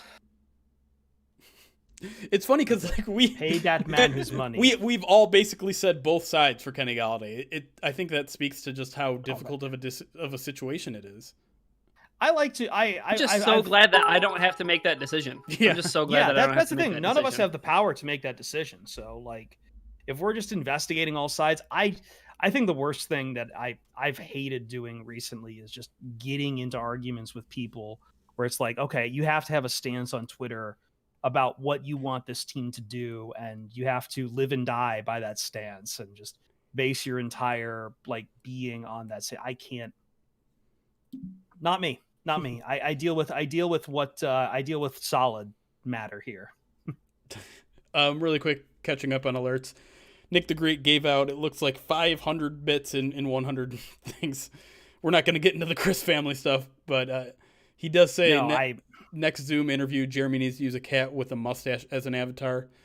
No, but I'll use that as a reminder that if you guys use, I think it's 20,000 channel points, you can change my Zoom background here to something of your choosing, as long as it's appropriate. I don't know if Chris and Ryan will be willing to do the same. I will. Okay, there you go. So, I will whore myself out. Do not ever assume that I am above whoring myself out. Well, you seem to take so much offense sometimes with my mustache whoring. I'm doing that as a bit, Jeremy. I hate that you just made me have to break the wall. Break kayfabe. I'm sorry, I'm messing with my, like, this is all new with the green screen too, so I'm, like, messing with my white balance and everything. So you're gonna see me kind of turn into a clown every now and then with the coloration. So someone requested the clip, and I'm guessing this is the clip you wanted to hear. What's the dude with the mustache? I mean, he got a little cool mustache. There he is. Jeremy, man, you don't have no questions? Cool mustache. Yeah, guy with the cool mustache. You're spiraling. I'm sorry, Nick, but thank you for the 100 bits. Patman, thank you for the 100 bits as well. Look at that. It's a bit bomb. I don't know. What did Twitch people say when a bunch of bits are happening? Bit blitz. Bit blitz. Just have Romeo and Julian on the now same... we have someone else spamming the YouTube chat. What's happening now? We don't really do shout-outs. We stop. Like, it's blowing. I don't know how to stop it with the chat, though. I got it. There. I think he's in timeout.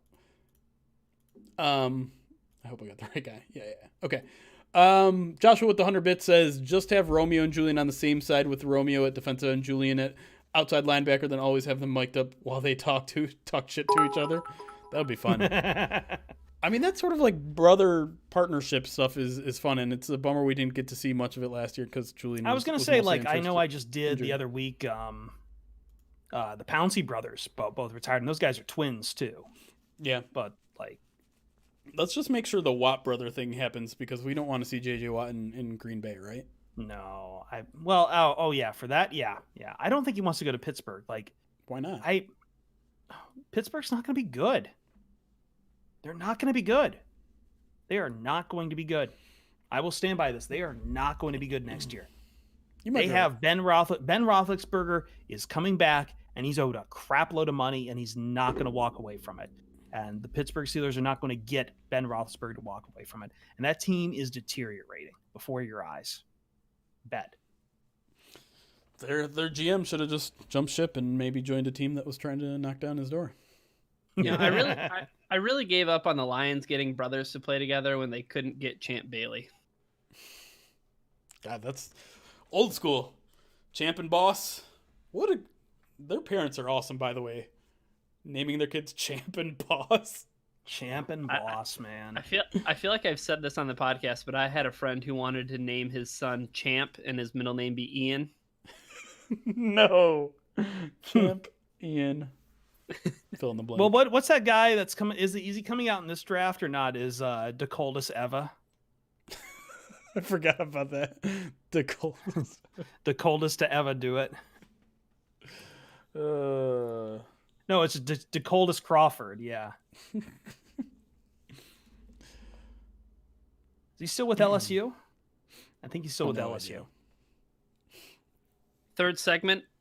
Yeah, I think we're ready to get into it. I think no requests from chat here.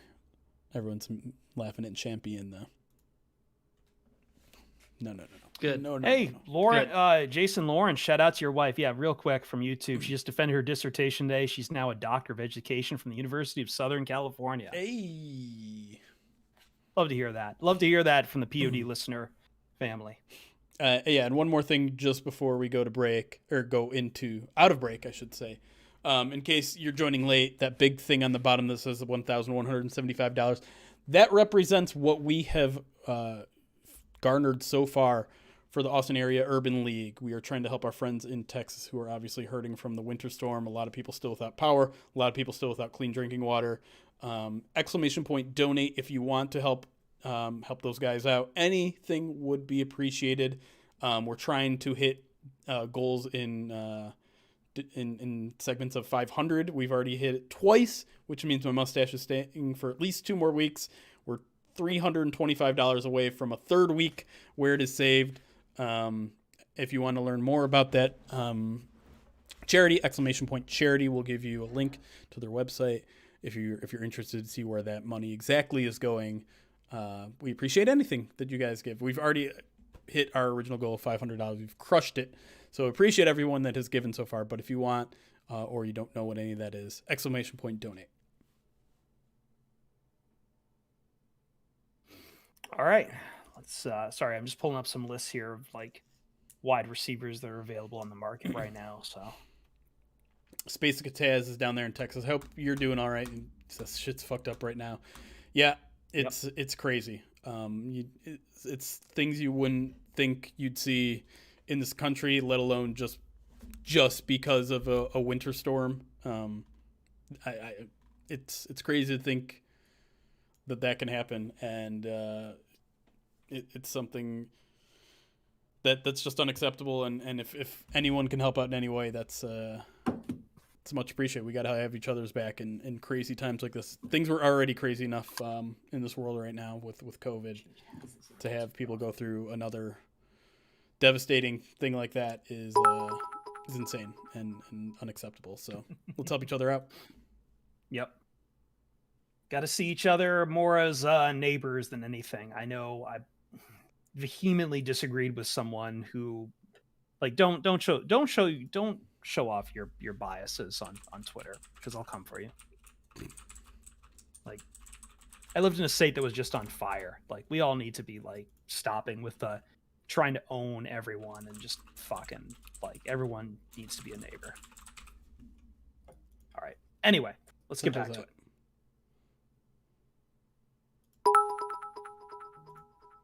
What's the point of CRISPR fed? That is an excellent question. Sorry, I've got a plane going overhead, so I'm going to let this go first. Sure. I need to rearrange my apartment. Not that you can see it because of the green screen, but I am really close to the my sliding door, and I think I'm going to rearrange everything so that stops happening. Anyway.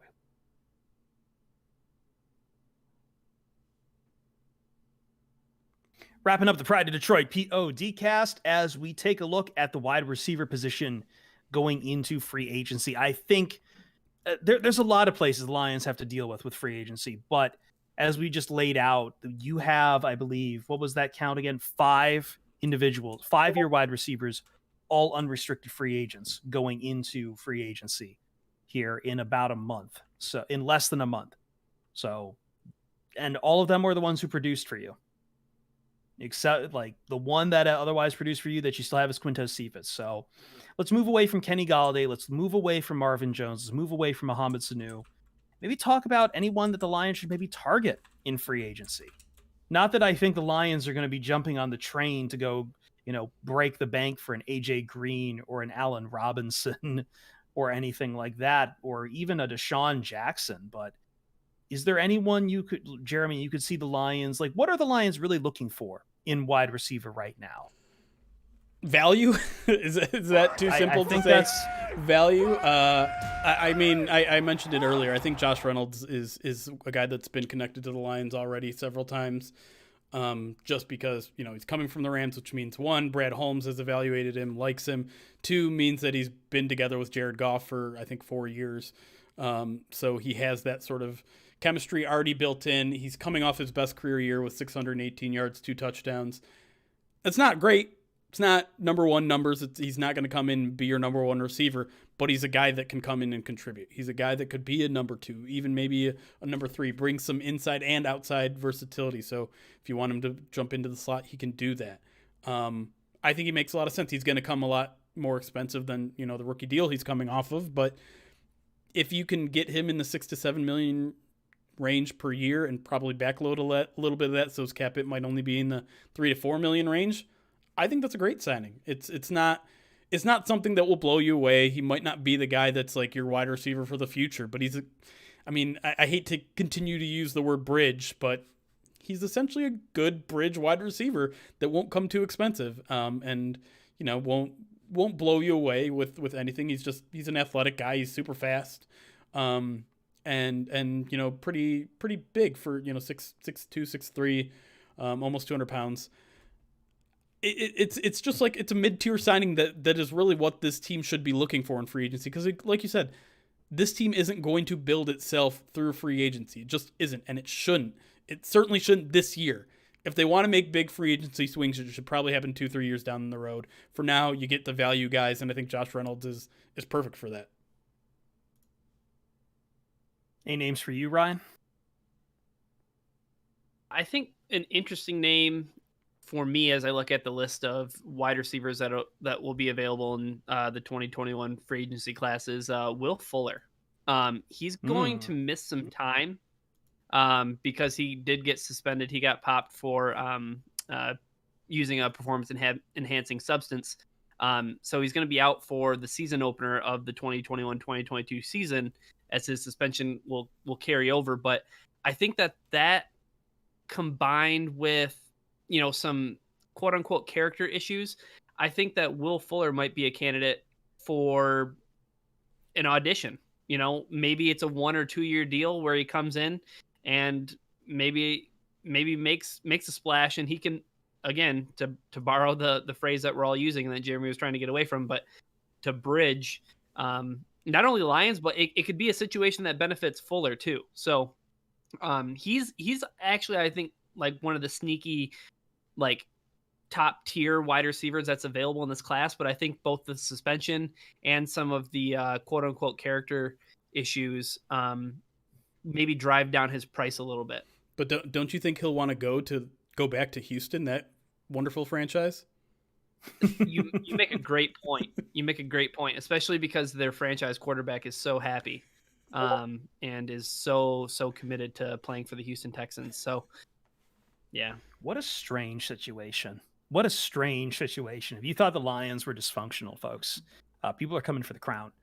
Can I bring up one? I want to bring up a couple guys on the lower end, still within, I think, about $1 million range, but not too much higher, I would imagine. I I think the Lions kind of want to give guys, chances to kind of prove themselves out here too. It's probably the best thing you really can do as a team, kind of on the retool right now is, open audition for guys whose reputations have maybe fallen off a bit.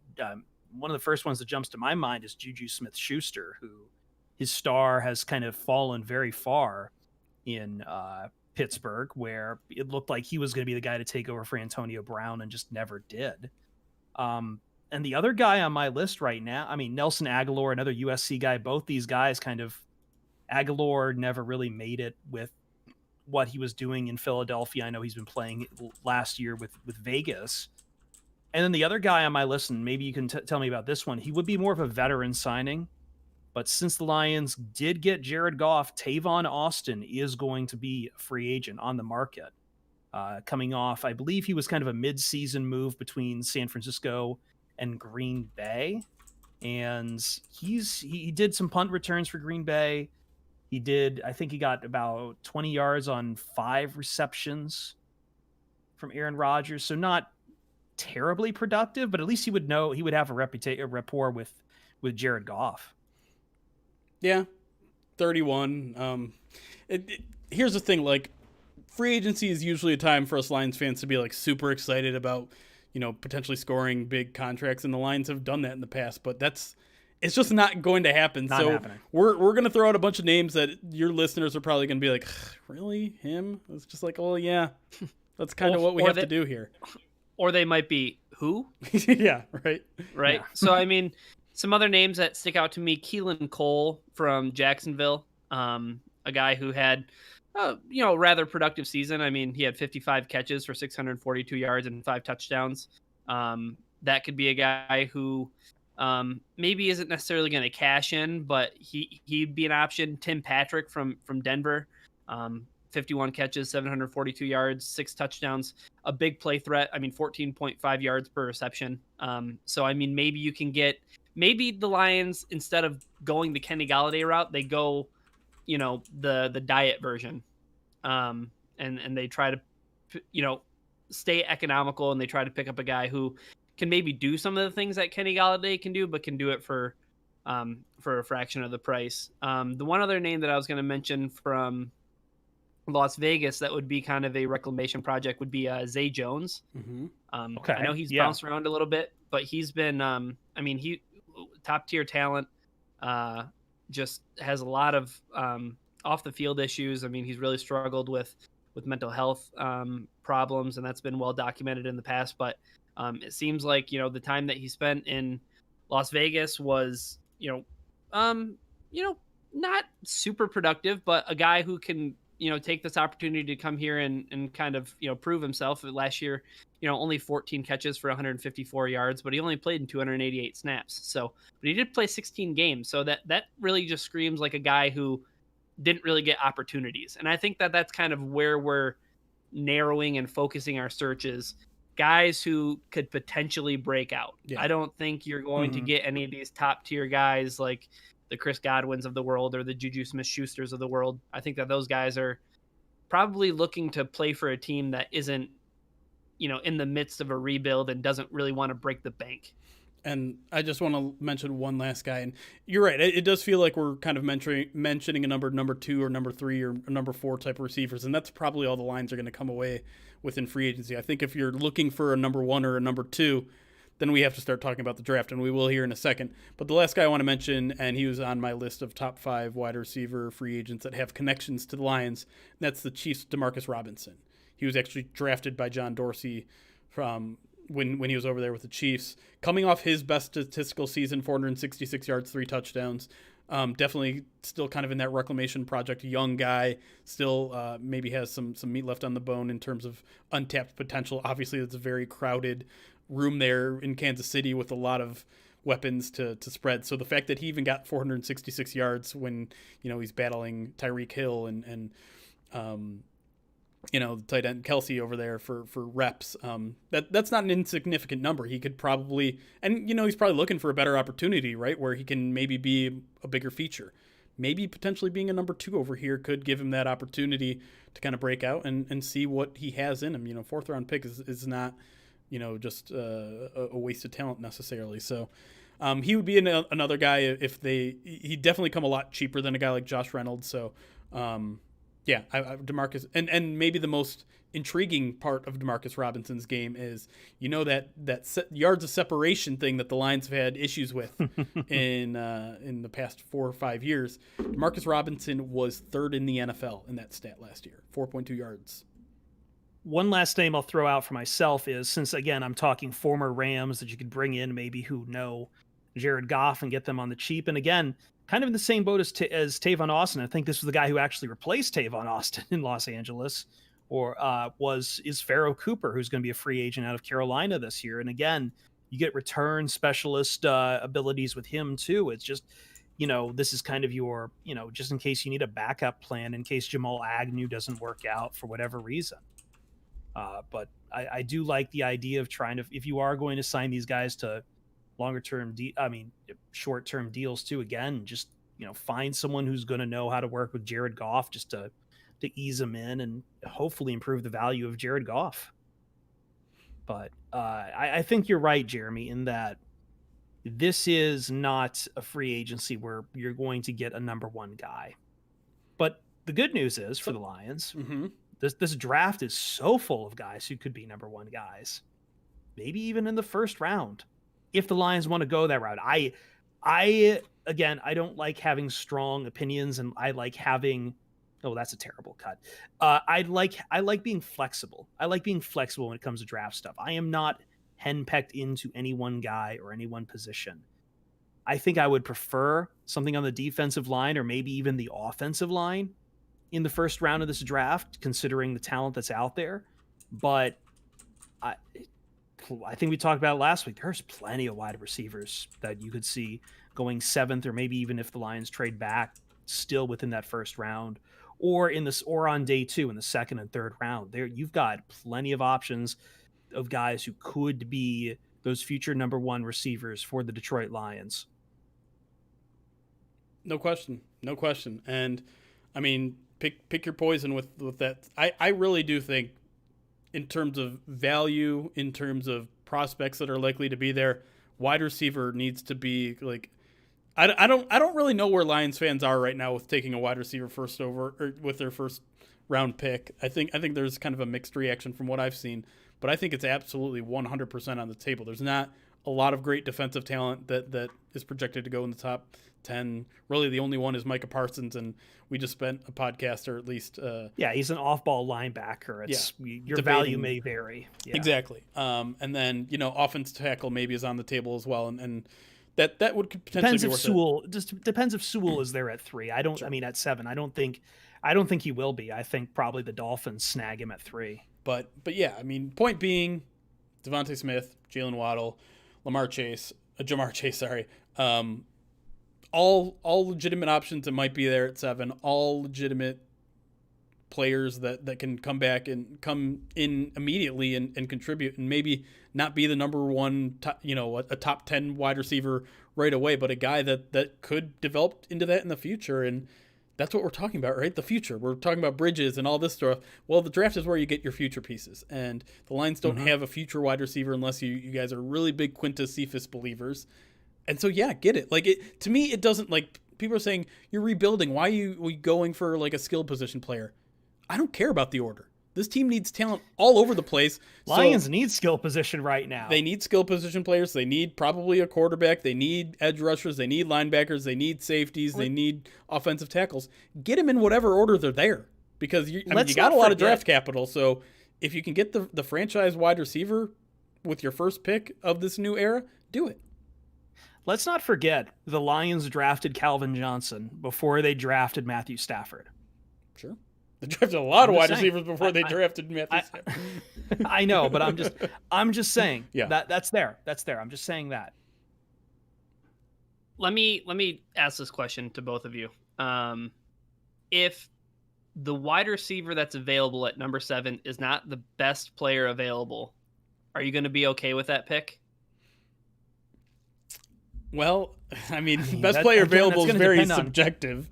I guess it's going to depend on what that other position is that is the best player available. But are there any positions for the Lions that are off the table? Like Jeremy's just saying, like, Yeah. I don't care in which order you Right. buy the groceries. I don't care which route you take around the grocery store. You have to get all the items.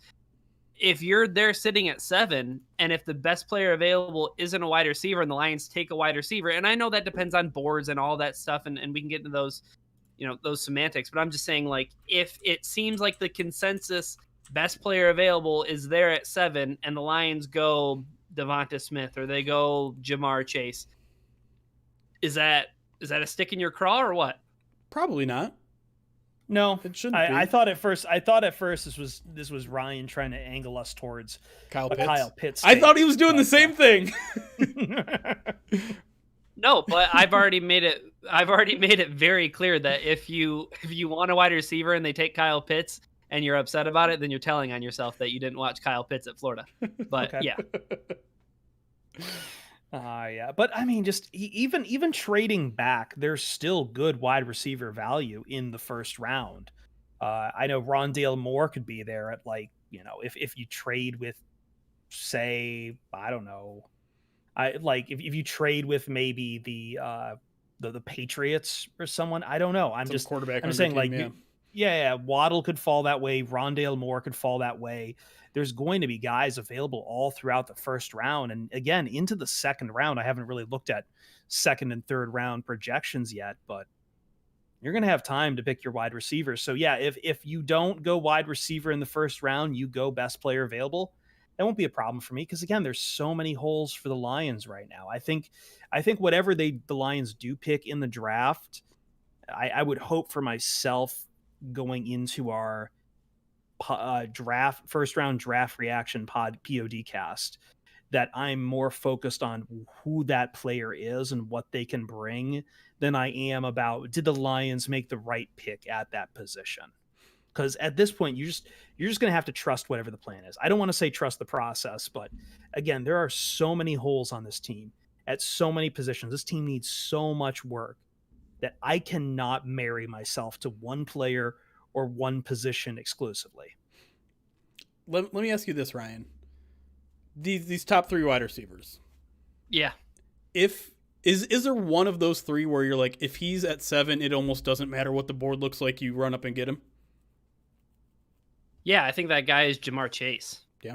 I just think that there's everything that I love about a wide receiver prospect that that Chase just fills. And he's done it over multiple seasons. He's clearly, like, he's just like I think he's just the dude. I mean, according to Pro Football Focus's top 200 big board, he's the 5th player on the board. Like, the 5th player. There's Trevor Lawrence, Zach Wilson, Justin Fields, Penei Sewell, and Jamar Chase. So, like, if Jamar Chase is there, I think the Lions just need to run up that pick, because he's every bit of a top tier wide receiver that you want to get. Like, he's a very, very special player. And he just, he's fast, get off the line of scrimmage. He's a big guy who, after he catches the ball, like, broke 22 tackles in the year that he just played, after he took come on. I'm really all about Jamar Chase. I think that he would just be an absolute dynamite pick. And isn't that he is very much so the perfect replacement for Kenny Golladay? Kind of that same kind of very physical wide receiver will go up and get that ball. Yeah. Yeah. And then I'll give you another name of a guy who, if the Lions were to move back, I would be, like, absolutely in love with. And that's Minnesota wide receiver Rashad Bateman. Yes. I'm really in on him, especially being like, we've seen the mock drafts of the Lions moving back with a team like, Washington. If they moved back into that range and Rashad Bateman was still available, I just think that he's really, really NFL ready. And for a team that, is still going to want to be competitive, because there is no such thing as tanking in the NFL. I think that Bateman would be a really, really, like, right out of the package wide receiver that would fill a lot of needs for a team that is going to be so wide receiver needy. I think of that same position too. I'd kind of in a different tack. I like Rondale Moore. I know he's a little small, but what if we all loved when we had Golden Tate in the team? It was Yak Machine, Yak Attack. Rondale Moore at Purdue, he was all about that yak. And we just got done talking about what's Jared Goff good at? Short to intermediate routes. Could be a good fit. I mean, he's not going to be your prototypical number one wide out receiver, but in terms of his fit and what the Lions are trying to do and what Jared Goff can do well, I can see that being a pretty good fit here. Yeah, it would fit the system. And again, that's if the Lions trade back with like a Washington and suddenly you're picking at 19, not at 7. I don't think Moore goes at 7, but 19 is beyond reasonable where you take a Rondale Moore. Certainly, I mean, could even be in play with the second round pick, right? Yeah, if he's still there on day 2, hell, you've got pieces. You can even go up if you really are in love with the idea of getting a wide receiver there and just take him. I think the only thing that people have reservations about Jamar Chase, to circle back to him, is that they might get some Mike Williams vibes just because he took the 2020 season off. And obviously I think that, situation is so much different. Sure. It is. And that's true for a lot of these guys too. Again, I know for Moore, like he only played 7 games this year, but all these guys, nobody played full seasons except unless you were like with Ohio State or Alabama or someone. Sure. Yeah. This is the difficulty of all the draft stuff that we'll be talking about in a month or two. Yeah, not a lot of combine either. No combine either. We'd be talking about the combine like crazy right now because it'd just be about to happen. But yeah, makes all the draft stuff difficult. It's going to be an interesting, challenging year for Brad Holmes and company in their inaugural year as the leaders of the Lions. Sifting through a bunch of Fugazi pro days. Tier. Oh, man. All right. Well, I think we should get out of here. I think we've covered the wide receiver position even more during the draft than I was anticipating to talk about this week. So fantastic. We'll just put a bow on all of that. Again, if you haven't, please, we're wrapping up this recorded version of the POD cast. We have been donating all day to the Austin Area Urban League to help people in, winter struck Texas this year without power, without heat. So please go and donate to them. Help make the Pride of Detroit family. We've always been powerful with the donations. So give if you can. Give if you can. If you have the ability to give, please do so. We pride ourselves in our community. We pride ourselves in our listeners for that. So I love you guys. Next episode, we're going to keep diving into free agency. We're kind of hitting all angles of free agency. We've got, I believe, Jeremy, 4 weeks now. 3 until the tampering period. Yeah, 3, I believe. Yeah. Whew, holy boats. It's going to move fast. So for myself, find me on Twitter at Chris Perfett, Perfett. Jeremy Reisman, find him on Twitter at Detroit on Lion. And Ryan Matthews, the Rock God, at Ryan_POD. As always, download the podcast, download the next podcast, tell your friends about us, and we will see you Starside. Something I forgot to do at the start of the podcast, by the way, is I need to call out John Whitaker, and Toto's never going to die. I will fight him. Do I need this? What is that? I can't even tell what that is. Oh, a razor? Not yet. Not yet. We're at, we should say Lions donated $200 to the AAUL.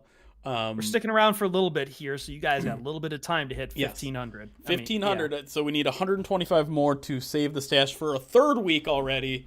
And Ryan, if you missed it, has agreed. If somehow we can get to $2,000 in the next 5 or 10 minutes, he will shave his chin and his cheeks to join the mustache crew right here live on our Twitch and YouTube channels. So if you can empty those pockets right now, !donate will give you the link to donate. And if you want to know exactly where that money is going, !charity will give you a link to the charity that we are trying to give to. But yeah, appreciate anything that you guys can give. Who doesn't want another part of the mustache crew? That's what I'm talking about. Except for probably your fiance. Do you know? Yeah, no. She would, and your students. Probably not be crazy about it. Yeah. Chris, you know what I always find fascinating? You What's up? always spell out your last name, but you never clarify that you're not like a KRIS person. I think it's something even the guys at Fox Sports Radio do when they're trying to give out my handle, because like as much as I tried to make it easy and as much as the name is butchered from Ellis Islands, from Perfetti to Perfetta to Perfet, apparently people still struggle with the second T. So it seems like an easy name, but people really, and yeah, I don't think people ever expect the K. I suppose. So Jim Carrey, guys. Jim Carrey? I don't No, want to rank. no. Not doing it. Has someone redeemed points for it? If someone redeems points for it, we will be bound by law to do it. But otherwise, I'm not doing it. Let me look over here. If you're, oh, there we go. Coscarelli again with the list cast of choice. I forced it out of him. Jim Carrey movies. Number 1, Sonic the Hedgehog. Dr. Robotnik. He's got a good mustache.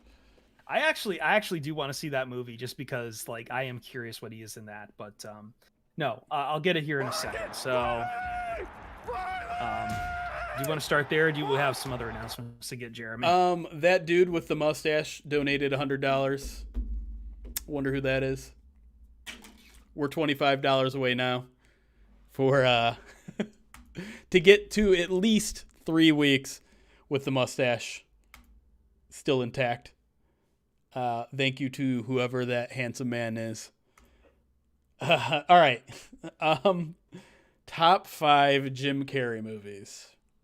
I think I need to write these down. All right. Well, I know my first off the top is The Truman Show. Okay. Like that's one with a bullet for me. Truman Show is a very sentimental movie, and it's fantastic, and it's really thought-provoking. I saw it in high school. I still love it. That's one with me for me with a bullet. Okay. I know you guys talked well of Eternal Sunshine. I haven't seen it, so I'm kind of at a loss here what to do with it, because I'm looking at, I'm thinking of some other rankings. Like I know it's, I see everyone are spamming Eternal Sunshine. Like I think it has to You gotta be in see there it. at number 2. It's, Yeah. Where did I was watching it the other night. I can't remember what it was on. Oh, I think it was on Peacock. If you have Peacock somehow, it's on Peacock. I might pay for that just because they have Premier League, and every good game from the Premier League now is like going on to Peacock and not NBCSN. So at some point I have to get that. Welcome back, LJ, and thank you, Nick the Greek. In true form, donates $4.20 to the AAUL. Appreciate that, buddy. Can we agree comedians and drama movies hit different? Yeah, the good ones do. Yeah. I mean, it doesn't always go as planned. I feel like it shouldn't be that hard to come up with an example or two. But I think what people don't realize is like comedians are actors. Like stand-up comedy is an act of some sort. It's not just people going up and like saying, well, hey. I mean, Adam Sandler did stand-up. Did Jim Carrey ever do stand-up? I think he was just like an actor. early in his career. I think so. For sure. Yeah. Ooh. I mean, he wanted to be on SNL. Right. Yeah, that's true. So I think 3 for me would be Liar Liar. I think that's probably the best of all the magical realism movies that Jim Carrey did. I really want to throw this on here. I know it's not going to be a lot of people's lists, but I love that kind of weird gothic shit. I liked Lemony Snicket's A Series of Unfortunate Events. Okay. That's on my list. That's fair. That's on my list. Like, I need to, especially Carrey, who gets tapped by like the Tim Burton knockoffs of the world, because that's what got him to do a lot of like, the weird Grinch and Christmas Carol type of stuff. Like, but Lemony Snicket's for me. And then I think for 5, the Penguin movie. Mr. Popper's Penguin. Oh man. I know comedians and actors are different. I'm just saying it takes a certain amount of acting to be a stand-up comedian. I'm looking between The Mask, Man on the Moon, and Cable Guy. Oh, you said it. You said probably my number 2 Jim Carrey movie, and that's The Cable Guy. Yep. Yeah. I freaking love The Cable Guy. The Cable Guy has everything that you would ever want out of a movie. Like, Jim Carrey has a lisp.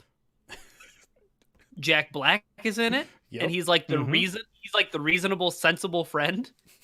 And Matthew Broderick is like really, like he's really good in that movie in terms of just like taking shot after shot after shot, and like just you can see like him getting like worn down over the course of the. I mean, there's so many like iconic scenes, like the Renaissance dinner that they have, the pickup basketball, the pickup basketball game. Basketball game. But I mean, the dream for me, sequence. Oh man.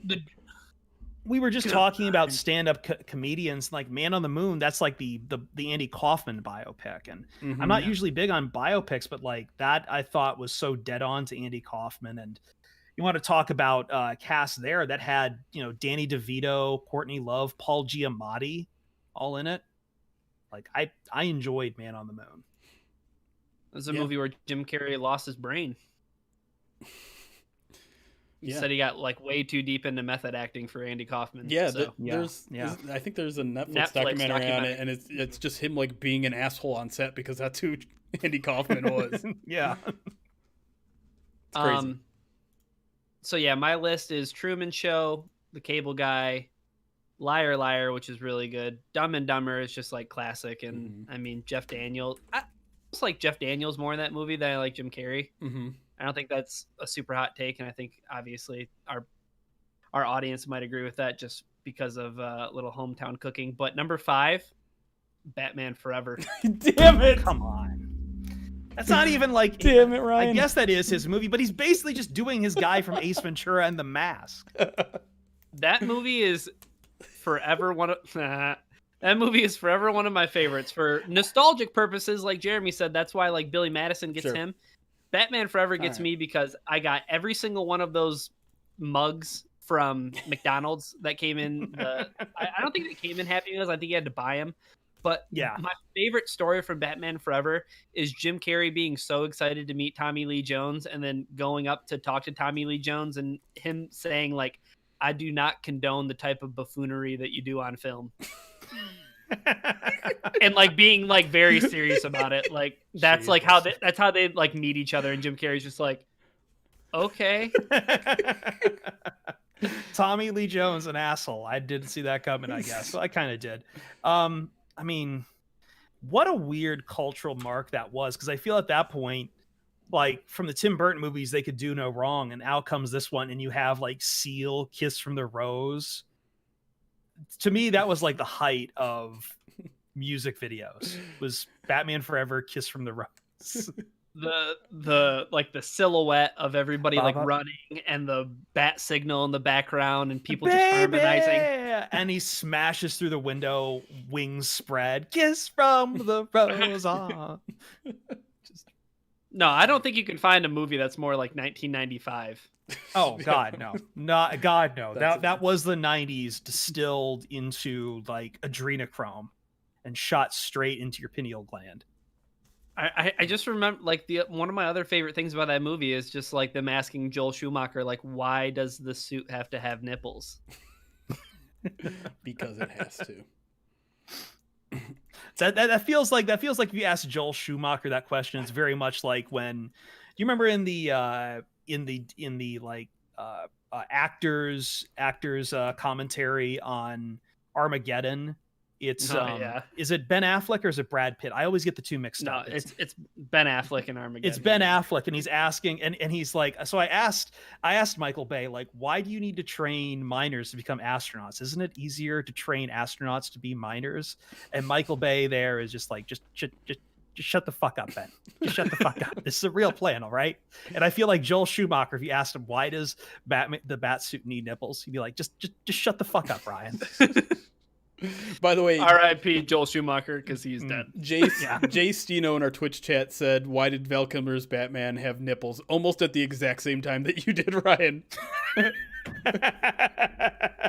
Hey, let's just be honest. Val Kilmer was a sex symbol that Michael Keaton was not at that point. So, Jason Lawrence, that's the worst Batman. I disagree. Batman and Robin was worse than Forever. Batman and 100%. Robin is George Clooney is not Batman and never will be Batman.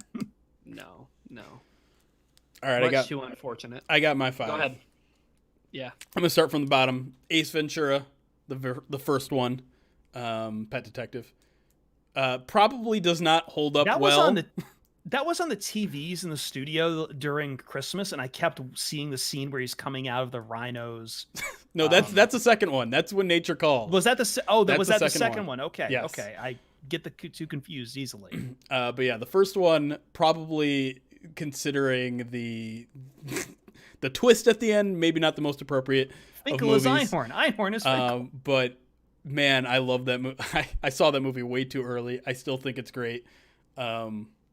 Yeah, it's classic Carrie, just like being way over the top and crazy and whatever. Number 4, I think a criminally underrated movie in the Farrelly Brothers, long list of comedies. Me, Myself, and Irene. Fantastic movie. You don't like it? No, he doesn't like it. Have you watched that movie recently? Does that not also hold up well? Oh no. And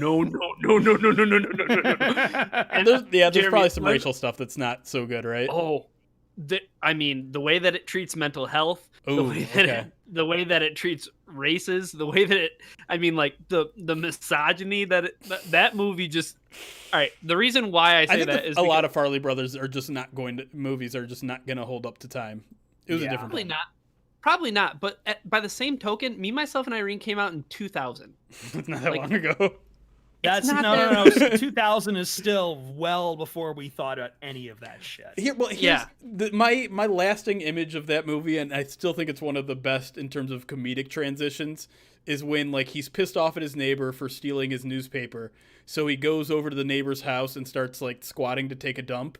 And then as he's grunting, it transitions into one of his sons doing a soft serve ice cream. Soft serve ice cream. Yeah, I know. It's just oh god.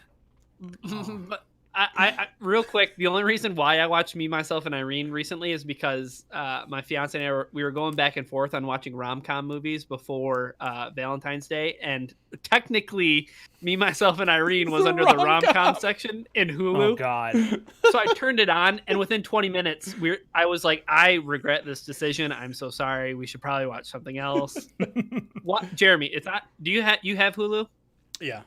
Watch the first 20 minutes of and see if I can Myself and Irene. keep it on. Just be horrified. Yeah, just be horrified. Yeah. By the way, before I get into my top 3, we almost completely skipped the Angry Dung Beetle donated $25 to push us over 1,500. 1,500, which means 420. I'm stuck with this thing until at least the tampering period. Was that you Nick? bastards. Was that Nick doing the 420 again? Oh yes, that was definitely Nick who did the $4.20.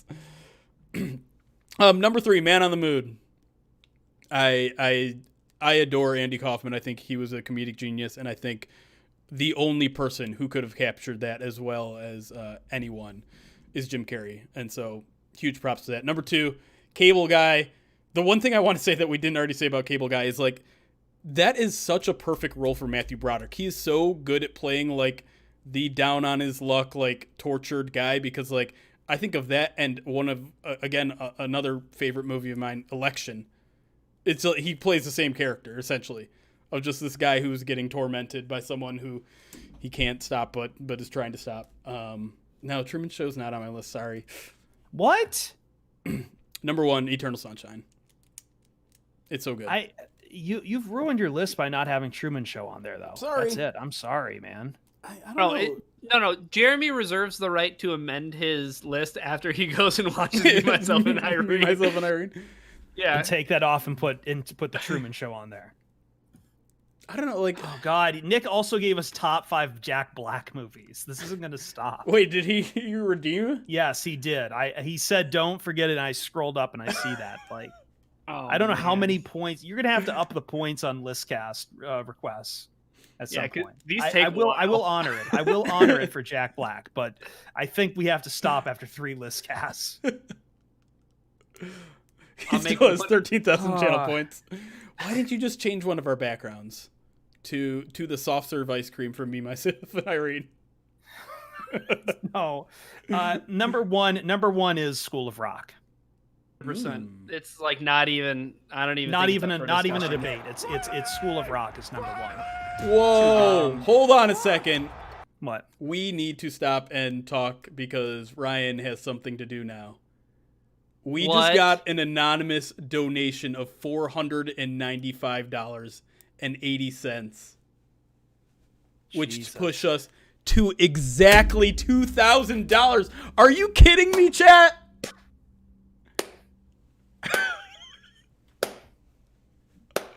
Oh my goodness. Ryan didn't think you guys could do it. I can see it in his eyes right now. Now he's realizing the huge mistake he has made promising to shave everything but his mustache without consulting the fiance. I'm in so much trouble. Not only am I way over the time on doing this podcast, but now I'm gonna walk downstairs with a mustache, and I don't know if I'll be loved anymore. But I promised it, so let me go get a towel. Whoever while he's you doing are, that, I'll get the Jack Black one done. The problem with Jack Black is Jack Black doesn't really have a lot of movies where he's like the grade A1 guy, right? right? Like he's always in a bunch of movies with other. Like I loved Tropic Thunder. But that's not his movie, you know. That's a Ben Stiller. That's a Ben Stiller flick in my mind. And I feel even like Robert Downey Jr. had a bigger role in Tropic Thunder than Jack Black did. I need to scroll through his IMDb because High Fidelity Did you just needs to be up there. Did you just see Shallow Hal? No, I did not. Another Fairly Brothers movie. I that one is garbage. I also haven't seen this movie, but I've heard good things about it, and I want to.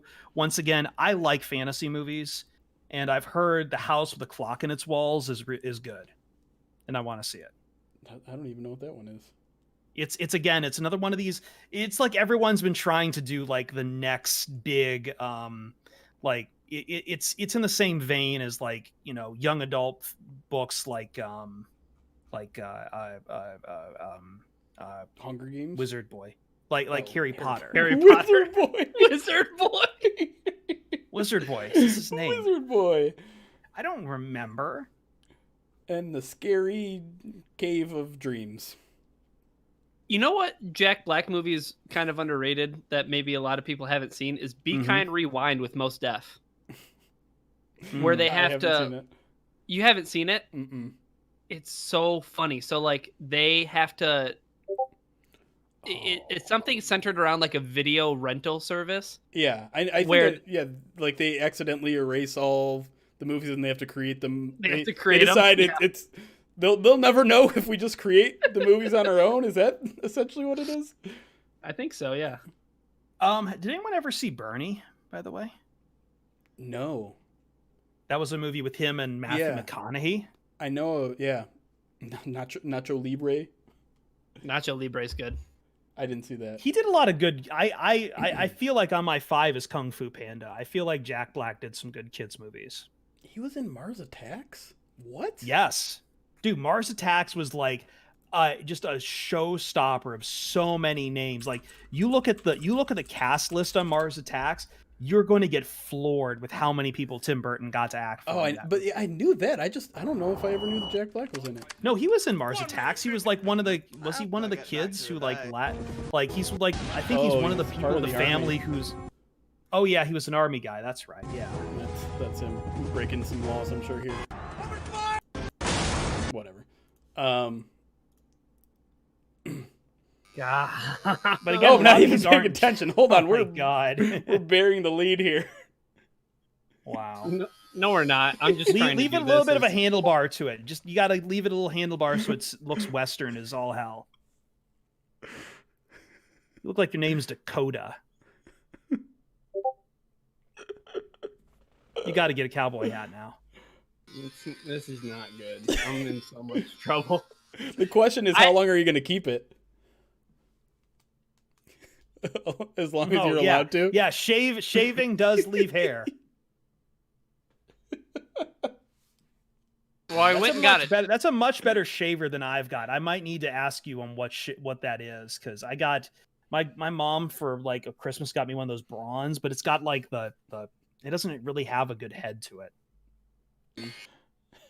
Well, I might not have a good head to me once I go downstairs. It's for a good cause. Just be sure to lead with that. I think I might try to record the reaction. There you go. All right, I have a mustache now. There you go, chat. Well done to our chat community. As always, I'll have the mustache for 4 more weeks. I don't know what Ryan's going to do. Be homeless. Be homeless. All right, I gotta go clean this thing up. All right. Everyone say goodbye. Oh, we should to get rid of Ryan I should get rid of the bots too. Yeah, hold on. And appreciate him being such a good sport. And most of my facial hair. Say goodbye to me and most of my facial hair. Goodbye, me and most of my Goodbye to facial your hair. life. As the light has been dimming around here, my green screen is kind of losing it a little bit. I can't dither it. I can't slim it any or whatever the setting is anymore, else it starts to take me out. Yeah, you probably need So more lighting in your apartment. I just don't have. I don't have a lot of lights. I need to get money. I owe some money to the state of California, or I was going to go buy some more light fixtures and some bar stools for my kitchen. But I mean, I think those are off the table for now. It's podcast law that we have to now give our Jack Blacklist cast since Ryan didn't do it. I'm going to have to put down some notes just because, like, again, as I said, there's a lot of good movies on here, but a lot of them aren't Jack Black movies. Okay, you're right, but there are a couple where he gives like marquee performances where he might not be the main character, but it's like he. So what were you?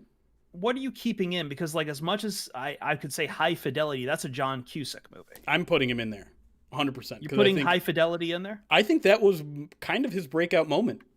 Okay. Is High Fidelity in his career. School of Rock is still my number 1. That's fair. Yeah. I have 3 that I definitely want on the list. But oh god, I forgot about Envy. That movie looked horrible. Did anyone in chat see Envy? The one where he made a poop disappear or something? I did not see the new Jumanji. I didn't see that. I think I'm going to put Tropic Thunder on here. That one's tough because it's there's definitely way too many supporting cast. I know. Say, oh, you can make that movie today. I'm not quite. I maybe, but I still enjoy the shit out of Tropic Thunder. It's very good. It's an insanely good movie. I mean, yeah. Now that I'm looking at poster, Black is on. So here's how I'm going to say it: if Jack Black is on the poster for the movie, as like one of the top names on there, we'll put him in there. We'll put him in there. Yeah, because he is like one of the 3 names. It's Stiller, Downey Jr., Jack Black. By the way, Tom Cruise showing up on Tropic Thunder, still one of the greatest, like, very unexpected moments in movie history of all time. Fantastic cameo. No question about it. Diet Coke! I can't figure out my number 5. I'll just say Tenacious D and the Pick of Destiny. It's my number 5. Wasn't great, though. But it wasn't great, but it's a Jack Black movie. It's yeah. definitely a Jack Black movie. What'd you feel about the Polka King? Did you ever see the Polka King? I didn't see the Polka King. Number 4, I'll say Saving Silverman. I almost want to put it higher. Really goofy, stupid movie, but he's fantastic in it, and it's fun. It's a Jason Biggs movie that isn't American Pie, but he's basically the same character, so who cares? Number 3, Tropic Thunder. We already talked about it plenty. Fantastic movie. I would say his role in it is probably the least notable of like the 4 or 5 leading men. Still a funny character, but I think everyone else is great. High Fidelity is my number 2. I think it's might be like a top 20 movie for me. It's very good. John Cusack is amazing in it. But Jack Black also brings a ton. Or is this one episode of Community Land? I thought about it. So I'm going to give my 5, but I am reserving the rights because I still haven't seen House with a Clock in its walls, and I really want to see it. Yeah, just quickly. Sorry, go on. My number one is Cable Guy, which seems like a cop-out because he's barely in it, but yeah, I love that movie anyway. It is. So my number one is School of Rock. I will not remove it. I will not change it. Screw you. Two, I know I can't ignore the kids movies he does because I feel like he's got a speciality for kids movies. And I feel like Kung Fu Panda has to be on there. I haven't seen any of wholesome. them, so I can't. It's judge. great. It's great. It's I fantastic. hear they're beautiful movies in terms of like the animation. They're beautiful, and I think the first one is just very much so like Tropic Thunder is probably my 3, then High Fidelity, and I don't remember much of Bernie anymore, but I feel like I want to throw it on there. Okay. Solid list.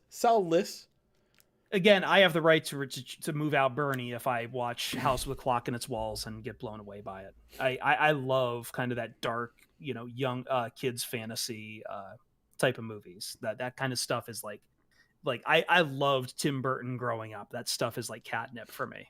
He made one of my favorite movies of all time. Batman? Pee-wee's Big Adventure. Oh. Well.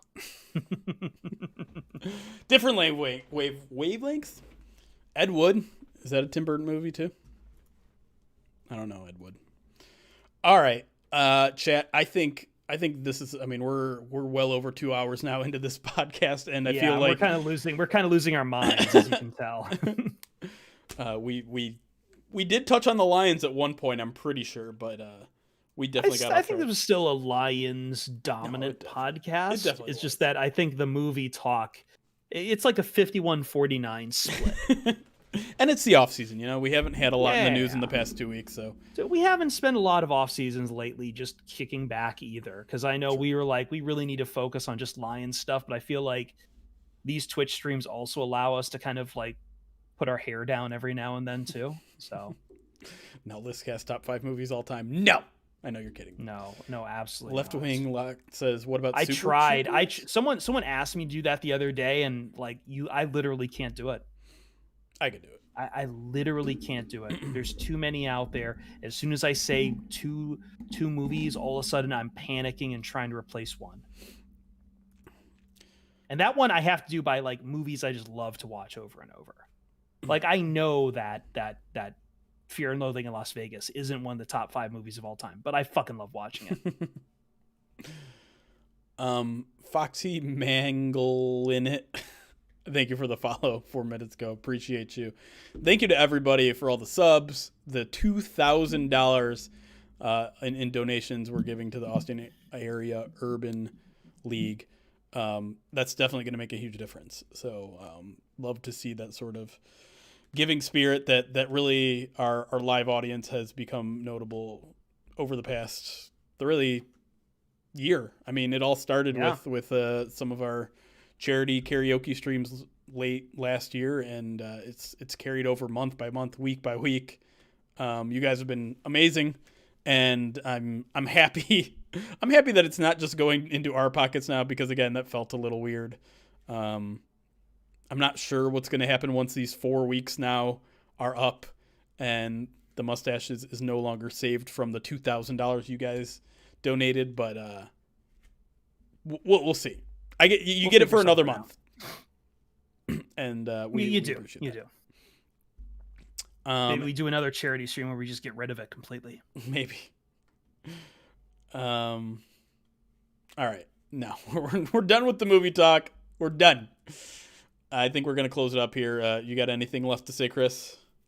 I don't. I'm exhausted. Thank you guys. I've been kind of under the weather, so this was fun to do today. And again, I always appreciate when we can let down our hair and do fun things and do stuff for good causes out here. So yeah, that was all great and fantastic. And I don't really have anything to promote right now. I have to go work on this green screen a little bit and then find a place in a corner to shove it while I try to clean up my apartment. All right. And I have to get writing. I promised I would at some point. And my brain's still a little fried. Yeah. Yep. And if you are dying for Lions talk, or if you missed any of the conversation today and you just wanted to hear us talk about Kenny Golladay and wide receivers, there will be a post up tomorrow, or it will be on our podcast feed with all the movie talk taken out. So it'll just be Lions talk for you there. We got some more stuff coming on the written site, obviously. Obviously, we talked about it earlier. Eric Schlitt is now with us. There's going to be plenty of content from him, which I know you're all chomping at the bit for, and so am I. Mm-hmm. So, if you're looking for Lions talk, prideofdetroit.com, ! Discord if you're looking for a Lions chat room that is sponsored by us, I need all to of our overhaul fans. that. I need to overhaul that this week. I want to take us to a community Discord, but it means I also need to set up some stuff so people, like, the problem with the community Discord is if you don't have a verified email, you can't talk unless you have a specific role assigned to you. So I probably need to set up a bot to give everyone a role or something. But we'll work it out. We'll work on Either it. way, we'll it's work still it there. out because It's I'd still like to do it active. because once we do, we can set up an announcements channel that you can subscribe to. We can set up a pod feed channel you can subscribe to, so you would get those as like pushes on your Discord app and everything. So yeah, All right. just more stuff for the Discord, but yeah. Before we go, we like to raid some of the people in our community or people that we like, so that all of the viewers here have somewhere to go if you want to keep watching Twitch. Or Listen, Miss Ruby's rated us a few times. I feel Is like she we should live return still? the favor. She's still live. we could send y'all want to see some cooking? Mrs. Ruby. Let me see. She is there. Yeah, let's go return the favor over there from Mrs. Ruby. Yeah, she rated us last week. She does a cooking stream. She also just she's very, very interactive with her chat. She's very affable and entertaining, and her family's adorable and amazing. So let's go over hang out with Mrs. Ruby. I don't have anything else to say, guys. Make sure you hang out there. Give her a follow. Say some nice things. Be nice. It is a family friendly stream over there. She has kids that are young, so don't swear. But other than that, we will see you guys. We'll probably do a midweek podcast this week because we haven't done a First Bite in a while. So make sure you hang around, get notifications every time we go live, either on YouTube or Twitch. But until then, have a good week. We'll see you. Thank you again for the $2,000 to AAUL. Love you guys. Goodbye. All right. All right, YouTube. Hold tight. Hold tight, YouTube. You don't get to rate anybody because YouTube doesn't do that, I don't think, or at least I don't know how to do that. They certainly don't rate a Twitch stream, but appreciate all of you guys there. I know you guys are kind of crazy over there with, I don't know, someone being a jerk or whatever, but we'll try to clean up the chat next time. Sorry, this will be Hattie. on. Sorry, Hadi. This will be on replay, so you can go back and watch it all if you want. Once we sign off, there's no point. We cannot let this man win. get plenty of talk on Lions and movies. Yep.